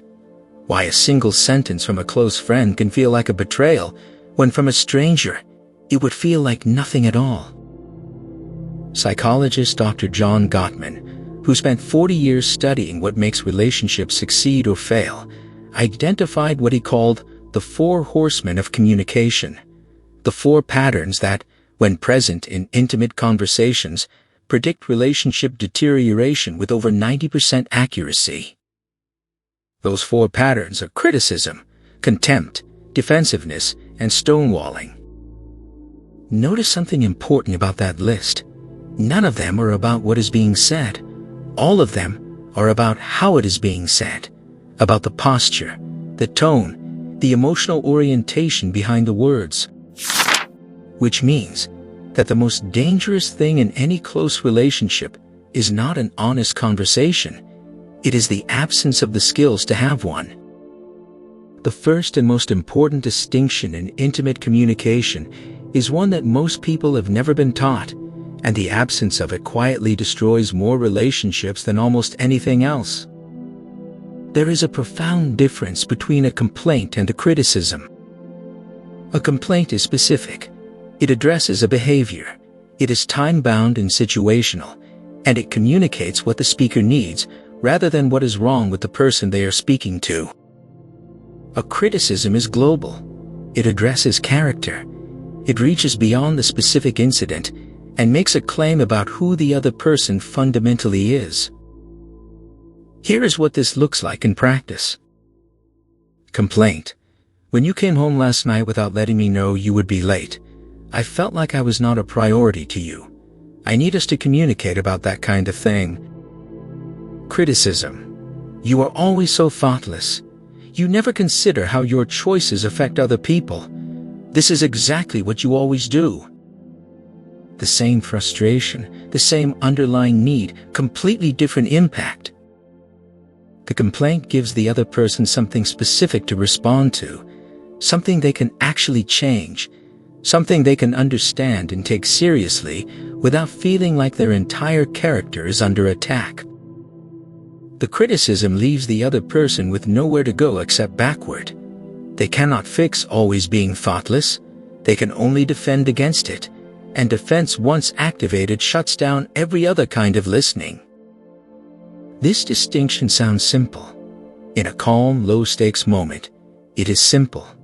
But in the heat of an intimate conversation, when the frustration has been building for weeks, when the same pattern has repeated itself one too many times, when you are tired and hurt, and the most honest version of what you feel sounds very much like a criticism, holding the line between these two things is genuinely difficult work. It is also genuinely necessary work, because the person you love does not need you to be less honest with them. They need you to be more skilled at delivering that honesty in a form they can actually receive. Here is a practice that the most emotionally intelligent communicators use before any high-stakes intimate conversation, and almost nobody talks about it. Before you say the real thing to the real person, you say it to yourself first. Not out loud, not in a rehearsal that turns into a performance, but as a quiet internal act of radical honesty, asking yourself 3 questions that most people skip entirely in their rush to address the other person. The first question is this: what am I actually feeling underneath the version of this feeling I am most comfortable showing? Because in almost every difficult, intimate conversation, the emotion on the surface is not the primary emotion. Anger is almost always covering something softer. Withdrawal is almost always covering something that feels too exposed to say directly. The sharp edge of what you are feeling is almost never the most honest edge. If you can name the deeper feeling even just to yourself, even just privately, the conversation that follows will be fundamentally different, because you will be speaking from the real place rather than from the defensive one. The second question: what do I actually need from this conversation? Not what you want to say, not what you want the other person to hear or understand or apologize for.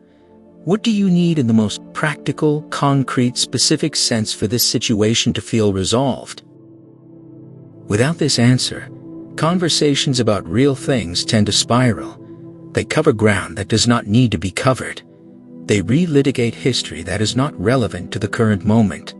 They go on long past the point where anything useful is being said because nobody is quite sure what resolution would actually look like. When you know what you need, you can navigate toward it, even through difficulty, even through the parts of the conversation that feel like they are going sideways. The third question. Am I willing to hear something that might be hard for me to hear? Because a genuine conversation, not a performance, not a monologue disguised as a dialogue, requires the answer to that question to be yes. You cannot ask someone to receive your honesty while remaining closed to theirs, not without the conversation becoming something extractive rather than connective. If the answer to that third question is genuinely no, if you are not yet in a place where you can hear something difficult without shutting down or escalating, then this is not yet the right moment for this conversation, and choosing to wait is not cowardice. It is wisdom. Even the best prepared, most skillfully initiated intimate conversations hit moments of turbulence. Something lands wrong. The other person's face shifts in a way that tells you the armor just went up. A sentence comes out that did not mean what it sounded like. A silence stretches past the point of comfort into something that feels like damage. These moments are not the end of the conversation, they are the test of it. And the way through them is almost always the same. You slow down. Not figuratively, literally. Your pace drops. Your voice softens. You abandon whatever came next in the mental sequence you were following, and you address the moment directly. I can see that landed in a way I did not intend. Can I try that again? Or simply, I feel like something just shifted between us. I do not want to keep going until we address that. These sentences do something remarkable in the middle of a conversation that is starting to go wrong. They stop the momentum toward damage. They name the dynamic rather than pretending it is not happening.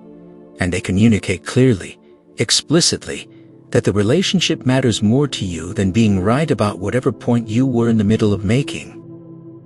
That signal, received in the middle of a hard conversation, almost always produces the same response. The armor drops.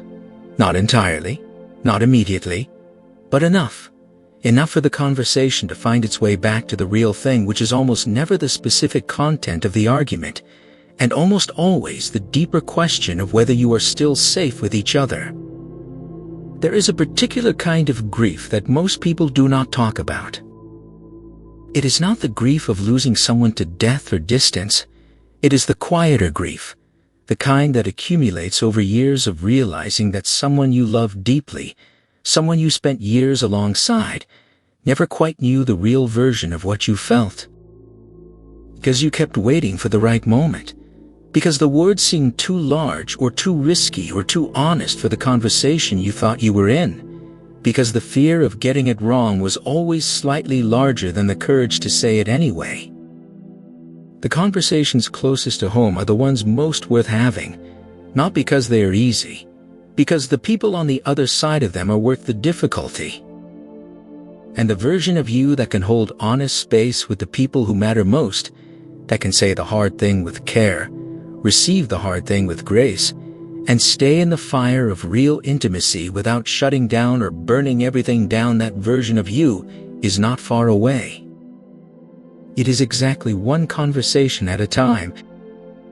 In Chapter 8, we shift gears and go somewhere that is going to reframe everything you think you know about how you come across to other people.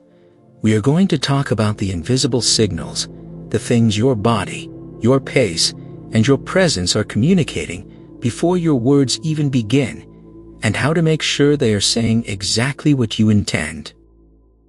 The conversation underneath the conversation. Chapter 8.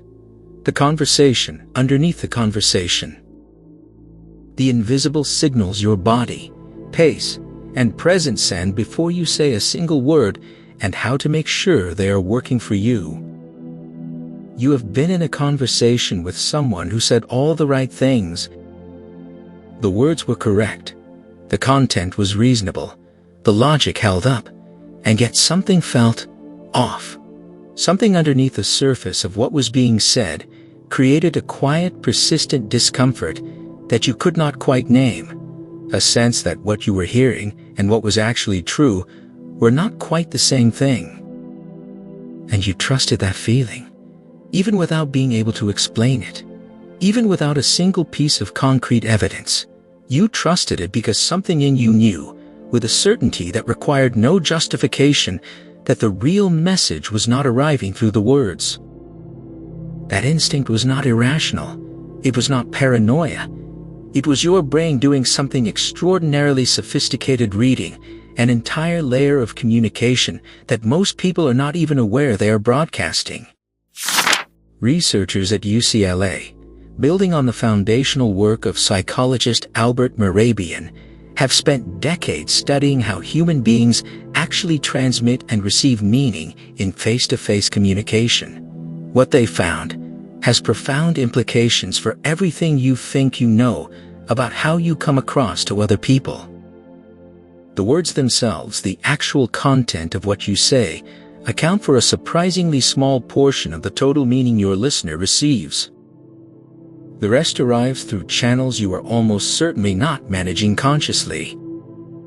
Your pace, your posture, the quality of your eye contact, the micro-expressions that cross your face in the half-second before you compose yourself, the way your body orients toward or away from the person you are speaking with, the rhythm of your breathing, the physical space you occupy, and how you occupy it.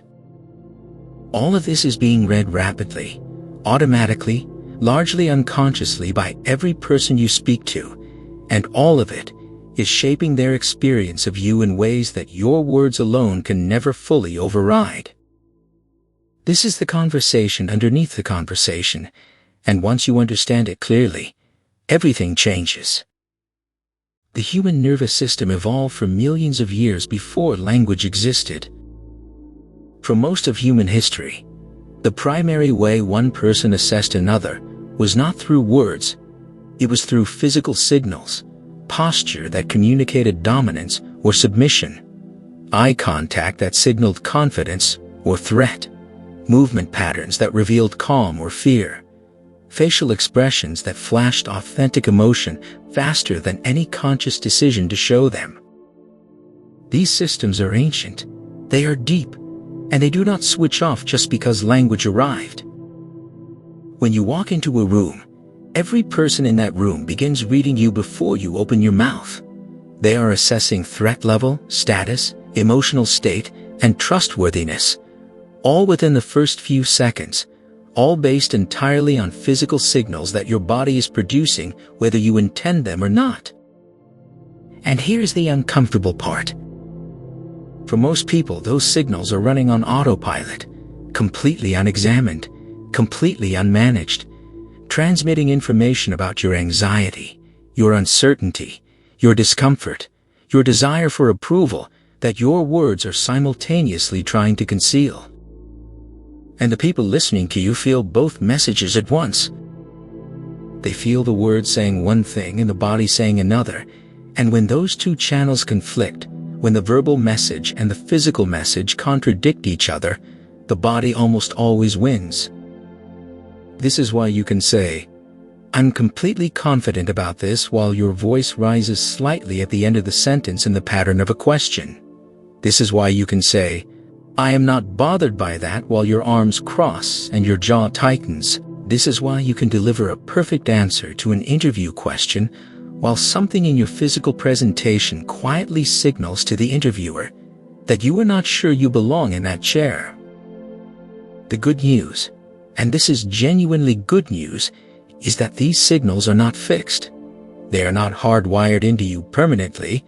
They are habits. Physical habits formed over years of responding to pressure in particular ways, and habits, as we have established throughout this entire audiobook, are changeable. There are 4 specific physical patterns that consistently sabotage verbal communication patterns, so common that you will almost certainly recognize yourself in at least one of them.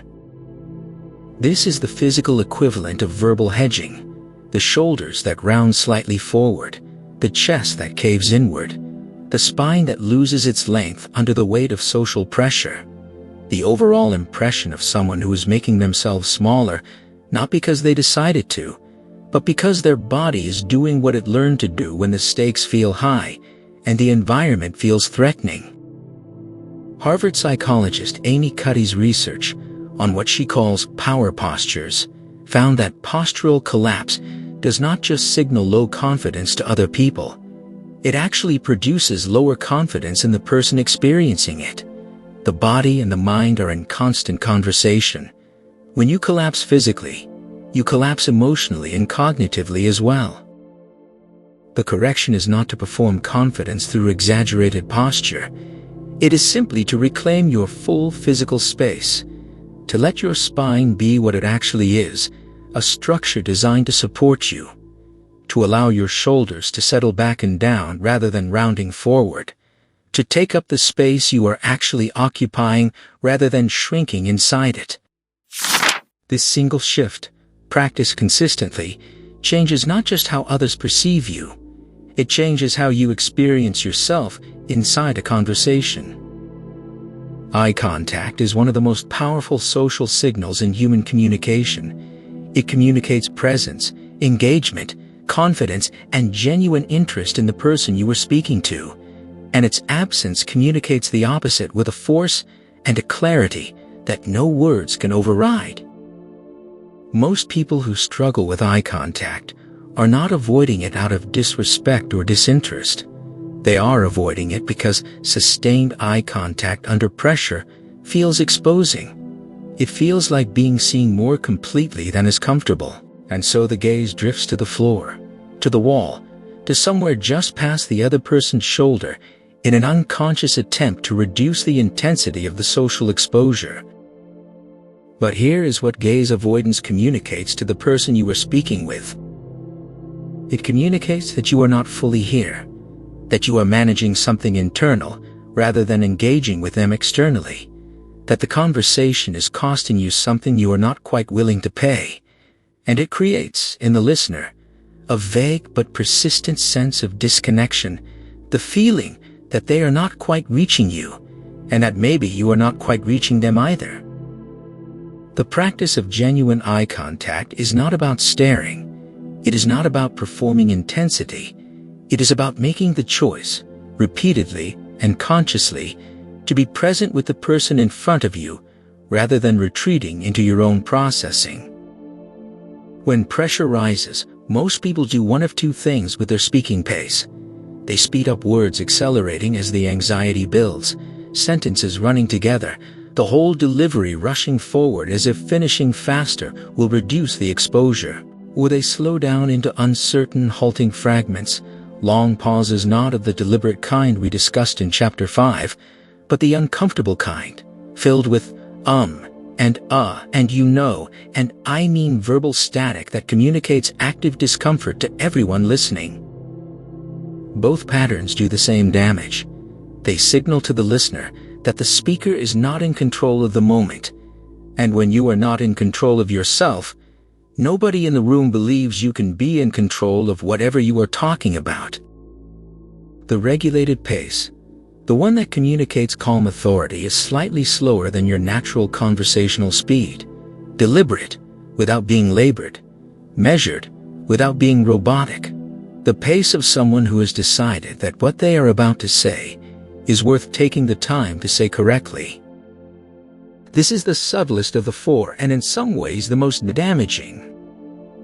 An incongruent expression is when your face communicates something different from what your words are saying. The smile that appears slightly too quickly after something painful, the laugh that comes in the wrong place, the blankness that settles over your face when you are working hard to appear neutral about something that is actually affecting you deeply.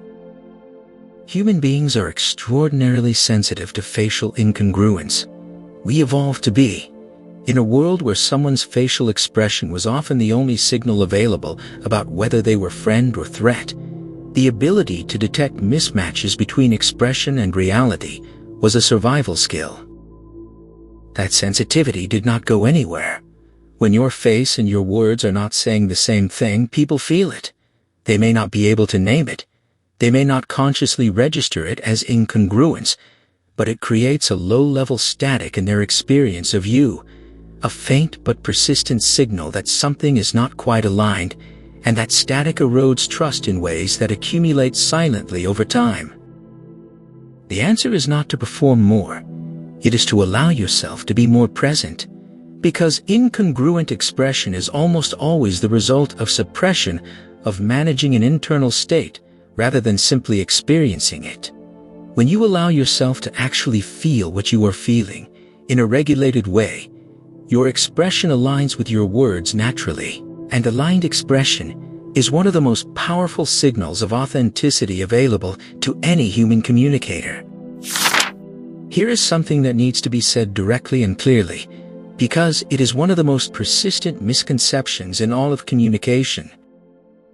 Presence, the quality that makes some people feel magnetic, fully alive, completely engaged in the moment, is not a personality trait.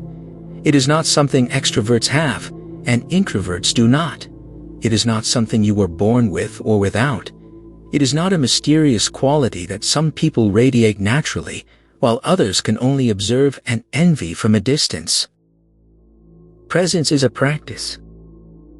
Specifically, it is the practice of directing your attention outward toward the person in front of you, toward the conversation, as it is actually unfolding rather than inward toward self-monitoring, self-evaluation, and the constant anxious question of how you are coming across.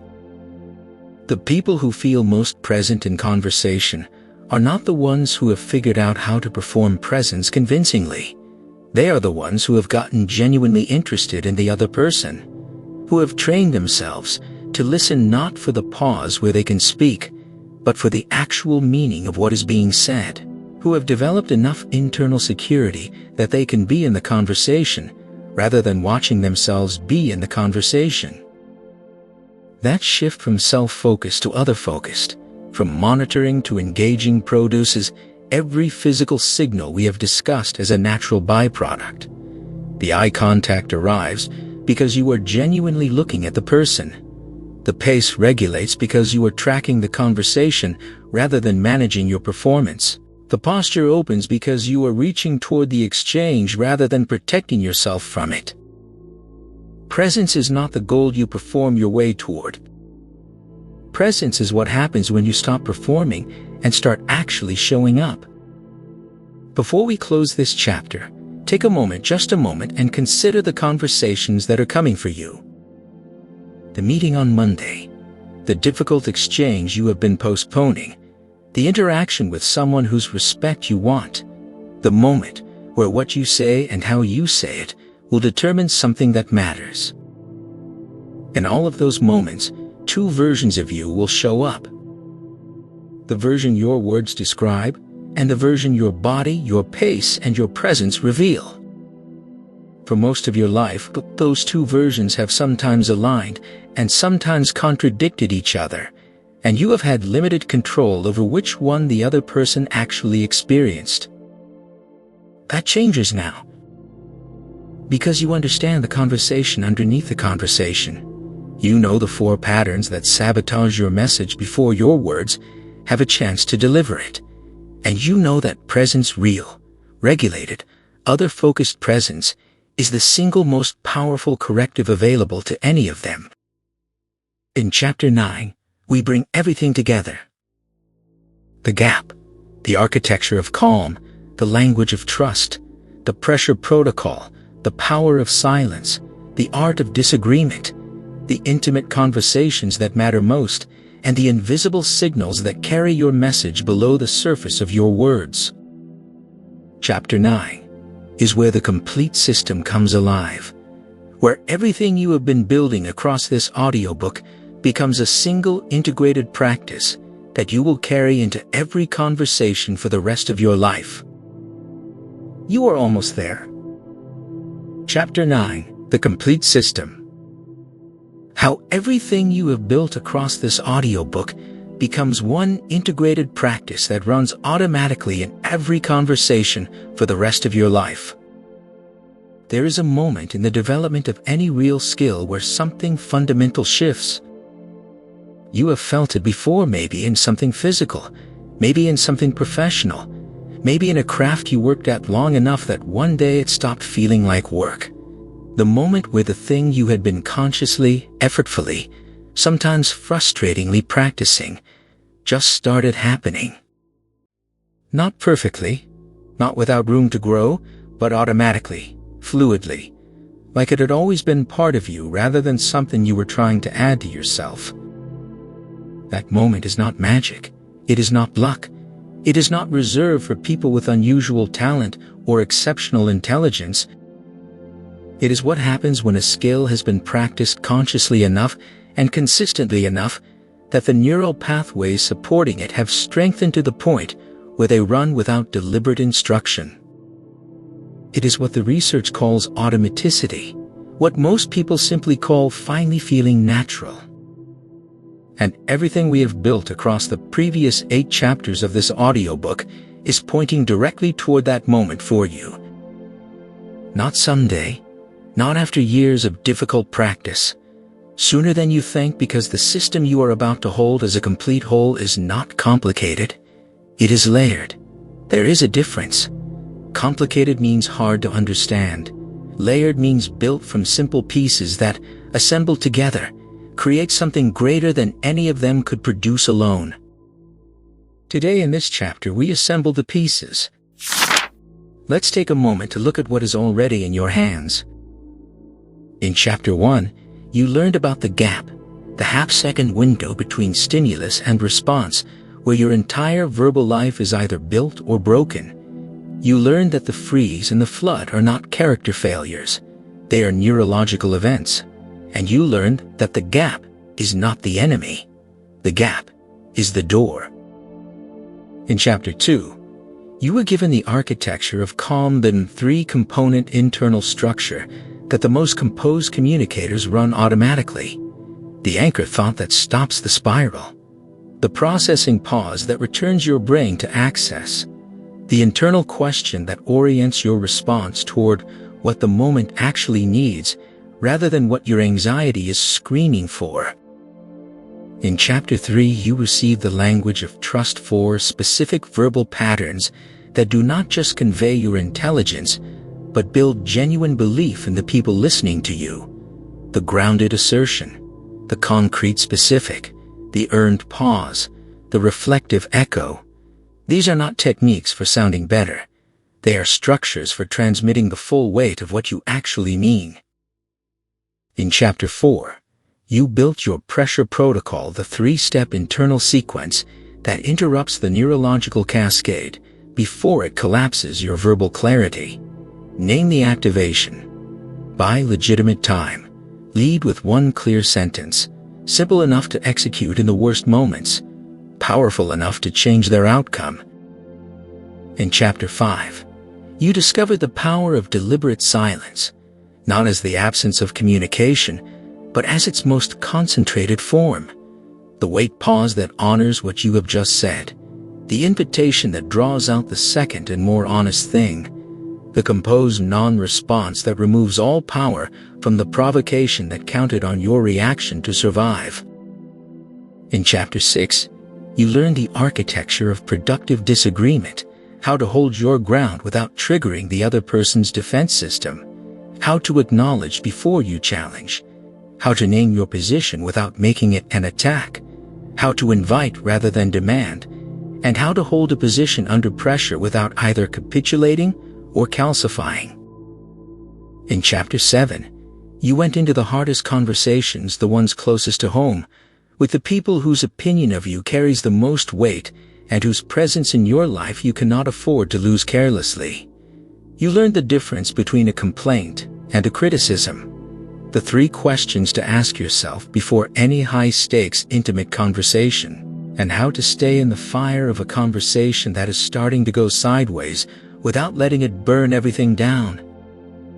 In Chapter 8, you understood the conversation underneath the conversation, the invisible layer of physical signals, pace, presence, and expression that your listener receives before and beneath your words. The 4 patterns that systematically undermine everything you say. And the truth, that presence is not a personality trait. It is a practice of attention. 8 frameworks, 8 layers, each one complete on its own, each one more powerful in context with the rest. Now let's look at what they become when they run together. The best way to understand an integrated system is to watch it work in a real moment. So let's do that. Imagine you are in a high-stakes professional conversation, a performance review maybe, or a negotiation, or a moment where someone in a position of authority has just said something that is partly true, partly unfair, and entirely significant. They finish speaking. The room waits. Here is what the system does automatically, in sequence, in under 5 seconds. Your body registers the pressure, the familiar tightening, the quickening, the beginning of the cognitive narrowing that used to send you either blank or reactive. But before it can complete, before the flood or the freeze can take hold, Chapter 4 activates. You name the activation internally. This is pressure. My system is activating. The labeling alone begins the amygdala downregulation. Measurably, immediately. Simultaneously, Chapter 2 runs. Your anchor thought arrives. I do not need to be fast. I need to be clear. The spiral that would have consumed your working memory gets interrupted before it starts. You buy legitimate time. A sentence from Chapter 4. That is an important point. Let me make sure I respond to it properly. 2 to 3 seconds. Your prefrontal cortex coming back online. Your thought beginning to finish forming. Chapter 8 is running in the background. Your posture remains open. Your gaze steady. Your pace controlled, not performed, regulated. The physical signals you are broadcasting say the same thing your words are about to say. You take the processing pause from Chapter 2, 1 breath, genuine, not theatrical. Then, Chapter 3 activates. You lead with a grounded assertion. No hedging, no apology for your position, no preemptive surrender to the possibility of being wrong. You follow it, with a concrete specific, not abstraction, not generality, but a precise and vivid example that makes your point undeniable. If the point you are making involves disagreement, and it does, Chapter 6 structures it. You acknowledge what is true in what they said before. You name where you see it differently. You invite rather than demand. The other person's nervous system stays regulated enough to actually hear you. And underneath all of it, Chapter 5 is present. The silence you are no longer afraid of, that you place deliberately after your key points, giving them the space to land, rather than immediately burying them under more words. The whole sequence runs in the time it takes to draw 1 breath and begin your first sentence. That is the system in motion. And once it has been practiced enough to become automatic, once each layer has been used consciously enough that it migrates from effortful to habitual, that is what every important conversation in your life will feel like. Not perfect, not without difficulty, but clear, regulated, fully yours. Understanding a system intellectually is one thing. Building it into the automatic fabric of how you actually communicate is another.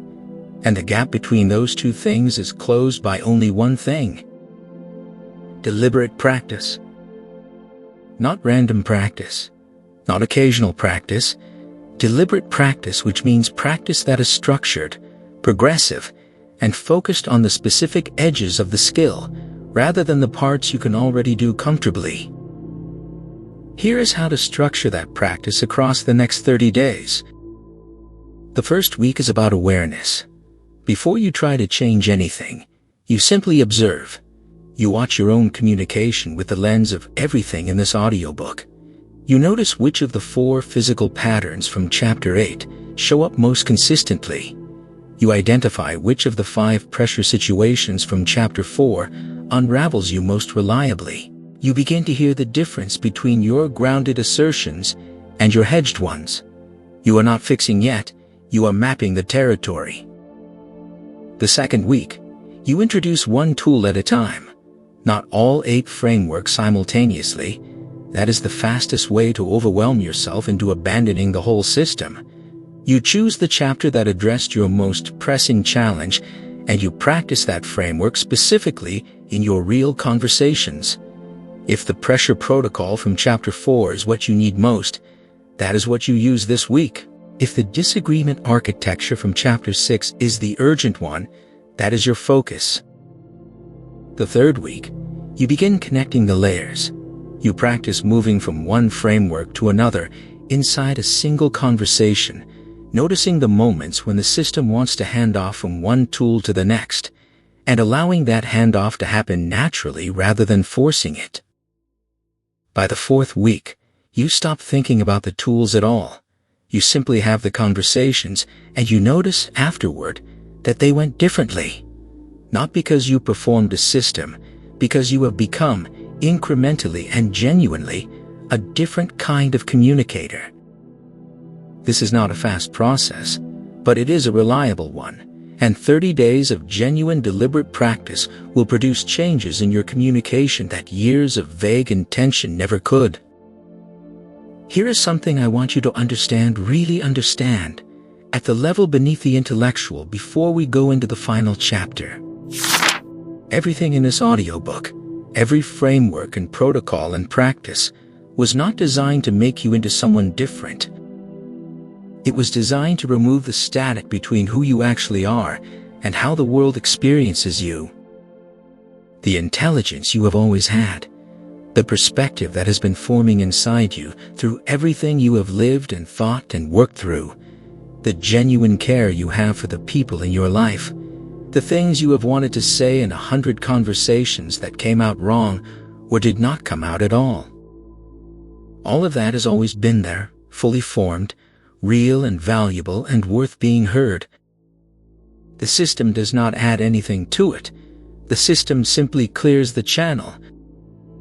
It removes the freeze that was blocking it, the flood that was distorting it, the physical signals that were contradicting it, the missing structure that was letting it dissipate before it could reach the person who needed to receive it. What comes through when the channel is clear?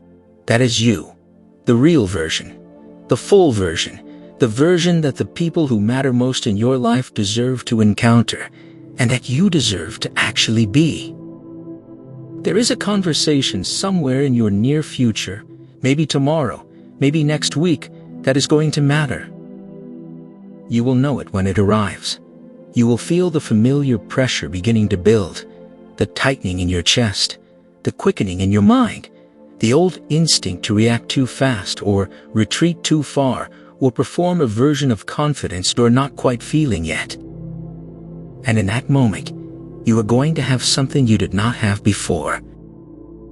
Not a script, not a performance, not a mask that is slightly better calibrated than the previous one. A system running underneath your awareness, catching the pressure before it collapses your clarity, holding the space between stimulus and response long enough for your actual intelligence to arrive, delivering the full weight of what you genuinely mean through your words, your body, your silence, and your presence to the person who is waiting to receive it. That moment is one conversation away. In the final chapter, Chapter 10, we close this audiobook the way every real transformation closes, not with a summary, not with a list of things to remember, with the version of you that all of this has been building toward. The person who walked into this audiobook and the person who walks out of it are not the same. Let's finish this. Chapter 10. The person you became. The transformation close, who you are now, what you carry forward, and the final truth about every conversation that has ever mattered. Stay with this for just a moment. Do not rush into what comes next.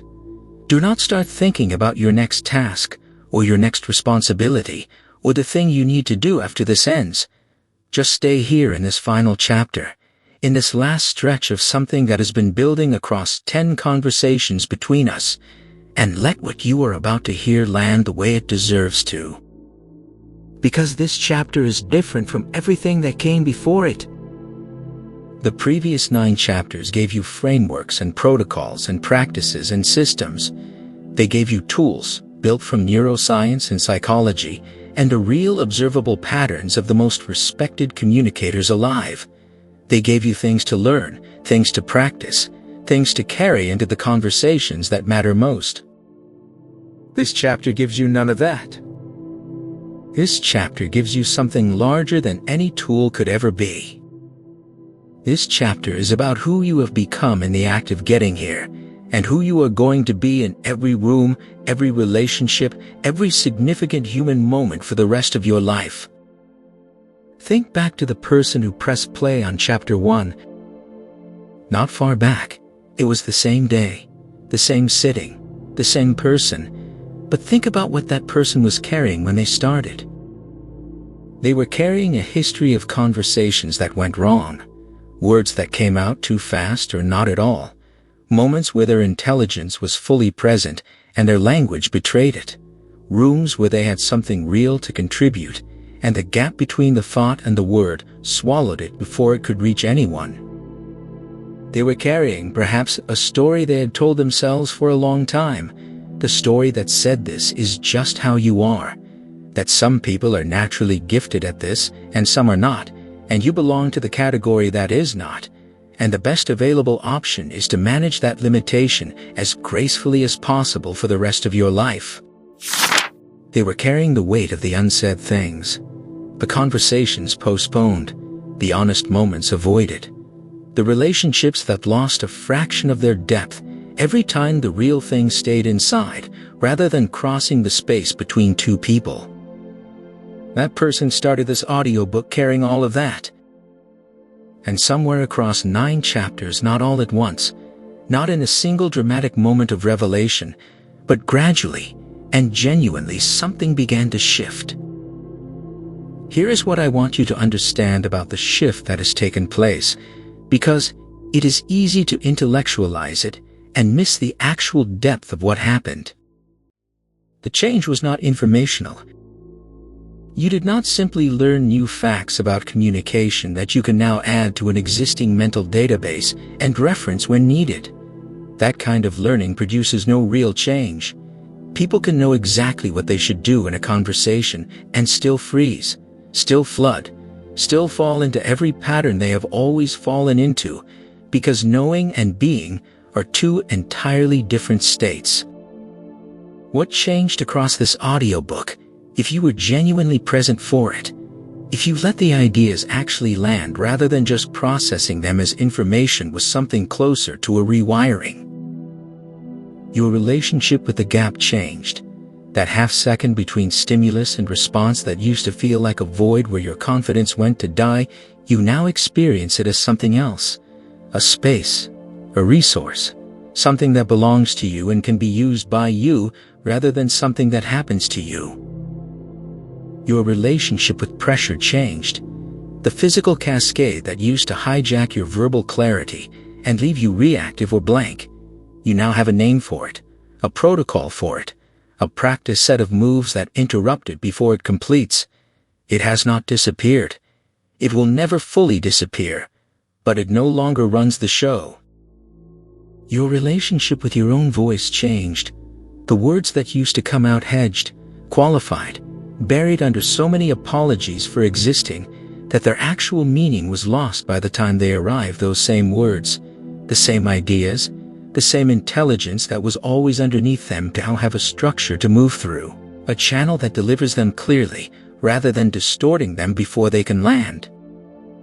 And your relationship with silence changed. The thing you used to fill at any cost with any available sound, just to prevent the unbearable exposure of the quiet, you now know it as something else entirely, as a tool, as the most concentrated form of communication available to any human being, as the space where your most important words gather their weight before they are released. These are not small changes. These are not surface adjustments. These are the kinds of shifts that compound, that grow larger with every conversation you have from this point forward, that produce different outcomes, which produce different confidence, which produces different practice, which produces even different outcomes in an upward spiral that begins here and does not stop. There are conversations coming for you that you cannot yet see.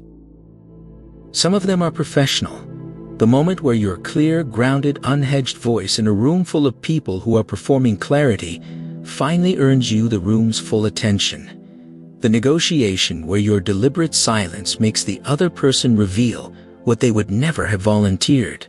The presentation where you stop managing your performance and simply show up so fully present that the audience cannot look away.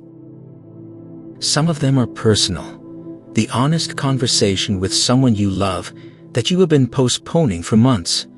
The moment where you say the real thing instead of the safe thing and discover, to your profound relief, that the relationship was strong enough to hold it. The late-night exchange with someone who needed the true version of you rather than the careful, edited version, and who finally got it. Some of them are the small ones, the daily, unremarkable exchanges that most people move through on autopilot. The brief conversation with a colleague that leaves them feeling genuinely heard rather than processed. The exchange with a stranger where something real passes between two people in the span of 3 sentences. The moment with your child, your parent, your oldest friend where you were so completely present that they felt it and felt something in themselves relax in response. These conversations are not waiting for some future version of you who has practiced longer or worked harder or finally eliminated every trace of hesitation and imperfection. They are waiting for the version of you that exists right now, today, having finished this audiobook, carrying everything that has shifted across the past 10 chapters. The version of you that is enough. That has always been enough. That simply needed the channel cleared. We have covered a great deal of ground across this audiobook: neuroscience and psychology, frameworks and protocols, the mechanics of language and presence and silence and conflict and intimacy. But underneath all of it, underneath every chapter, every framework, every tool and technique and practice, there is a single truth that all of it was pointing toward. And I want to say it clearly in the final chapter of this audiobook, because it deserves to be said without any surrounding complexity. The reason clear communication matters, the reason verbal intelligence matters, the reason the gap between thought and word matters so deeply is not so that you can win more arguments or make better impressions or advance more effectively in professional settings. Those things may happen. They probably will happen. They are real and valuable outcomes. But they are not the reason. The reason is this: human connection, real connection, the kind that makes life feel genuinely meaningful rather than merely busy, is entirely dependent on the quality of the space between people, and the quality of that space is determined, more than by any other single factor, by the quality of the words that cross it. Every relationship you have ever valued was built from conversations, from moments where two people said the real thing to each other and something was created between them that did not exist before, from exchanges where honesty crossed the space between two human beings and the distance closed. Every relationship you have lost or never fully had or carry some grief about, there is almost certainly an unsaid thing somewhere inside that loss. A conversation that did not happen, or happened wrong, or happened too late. A moment where the gap between the thought and the word cost more than you knew it would. Your words are not just tools for getting things done. Your words are how you love people, how you are known, how you leave your mark on the moments you pass through, and the lives you intersect. That is what verbal intelligence is ultimately about. Not performance, not persuasion, not the impressive use of language as a social instrument. Connection, honesty, the courage to let the full weight of what you actually think and feel and mean cross the space between you and another human being clearly, completely, without distortion. That is what you have been building. That is what you now carry. You started this audiobook with a gap between who you are and how the world experiences you. You built the architecture to close it. You learned the language to cross it. You found the courage, chapter by chapter, layer by layer, to stand in the space between thought and word without flinching. And now here, at the end of this, in the last few sentences of the last chapter of everything we have built together, I want to leave you with the only thing that matters more than any system or framework or protocol ever could. The belief that what you have to say is worth saying. Not because it is perfect, not because it will always land cleanly, not because you will never again feel the pressure, the freeze, the flood, the fear, but because the people in your life deserve the real version of what you think, the full version of what you feel, the complete version of who you are, delivered clearly, honestly, with all the weight and all the warmth that lives inside you. That person has always been here. Now, the whole world gets to hear them,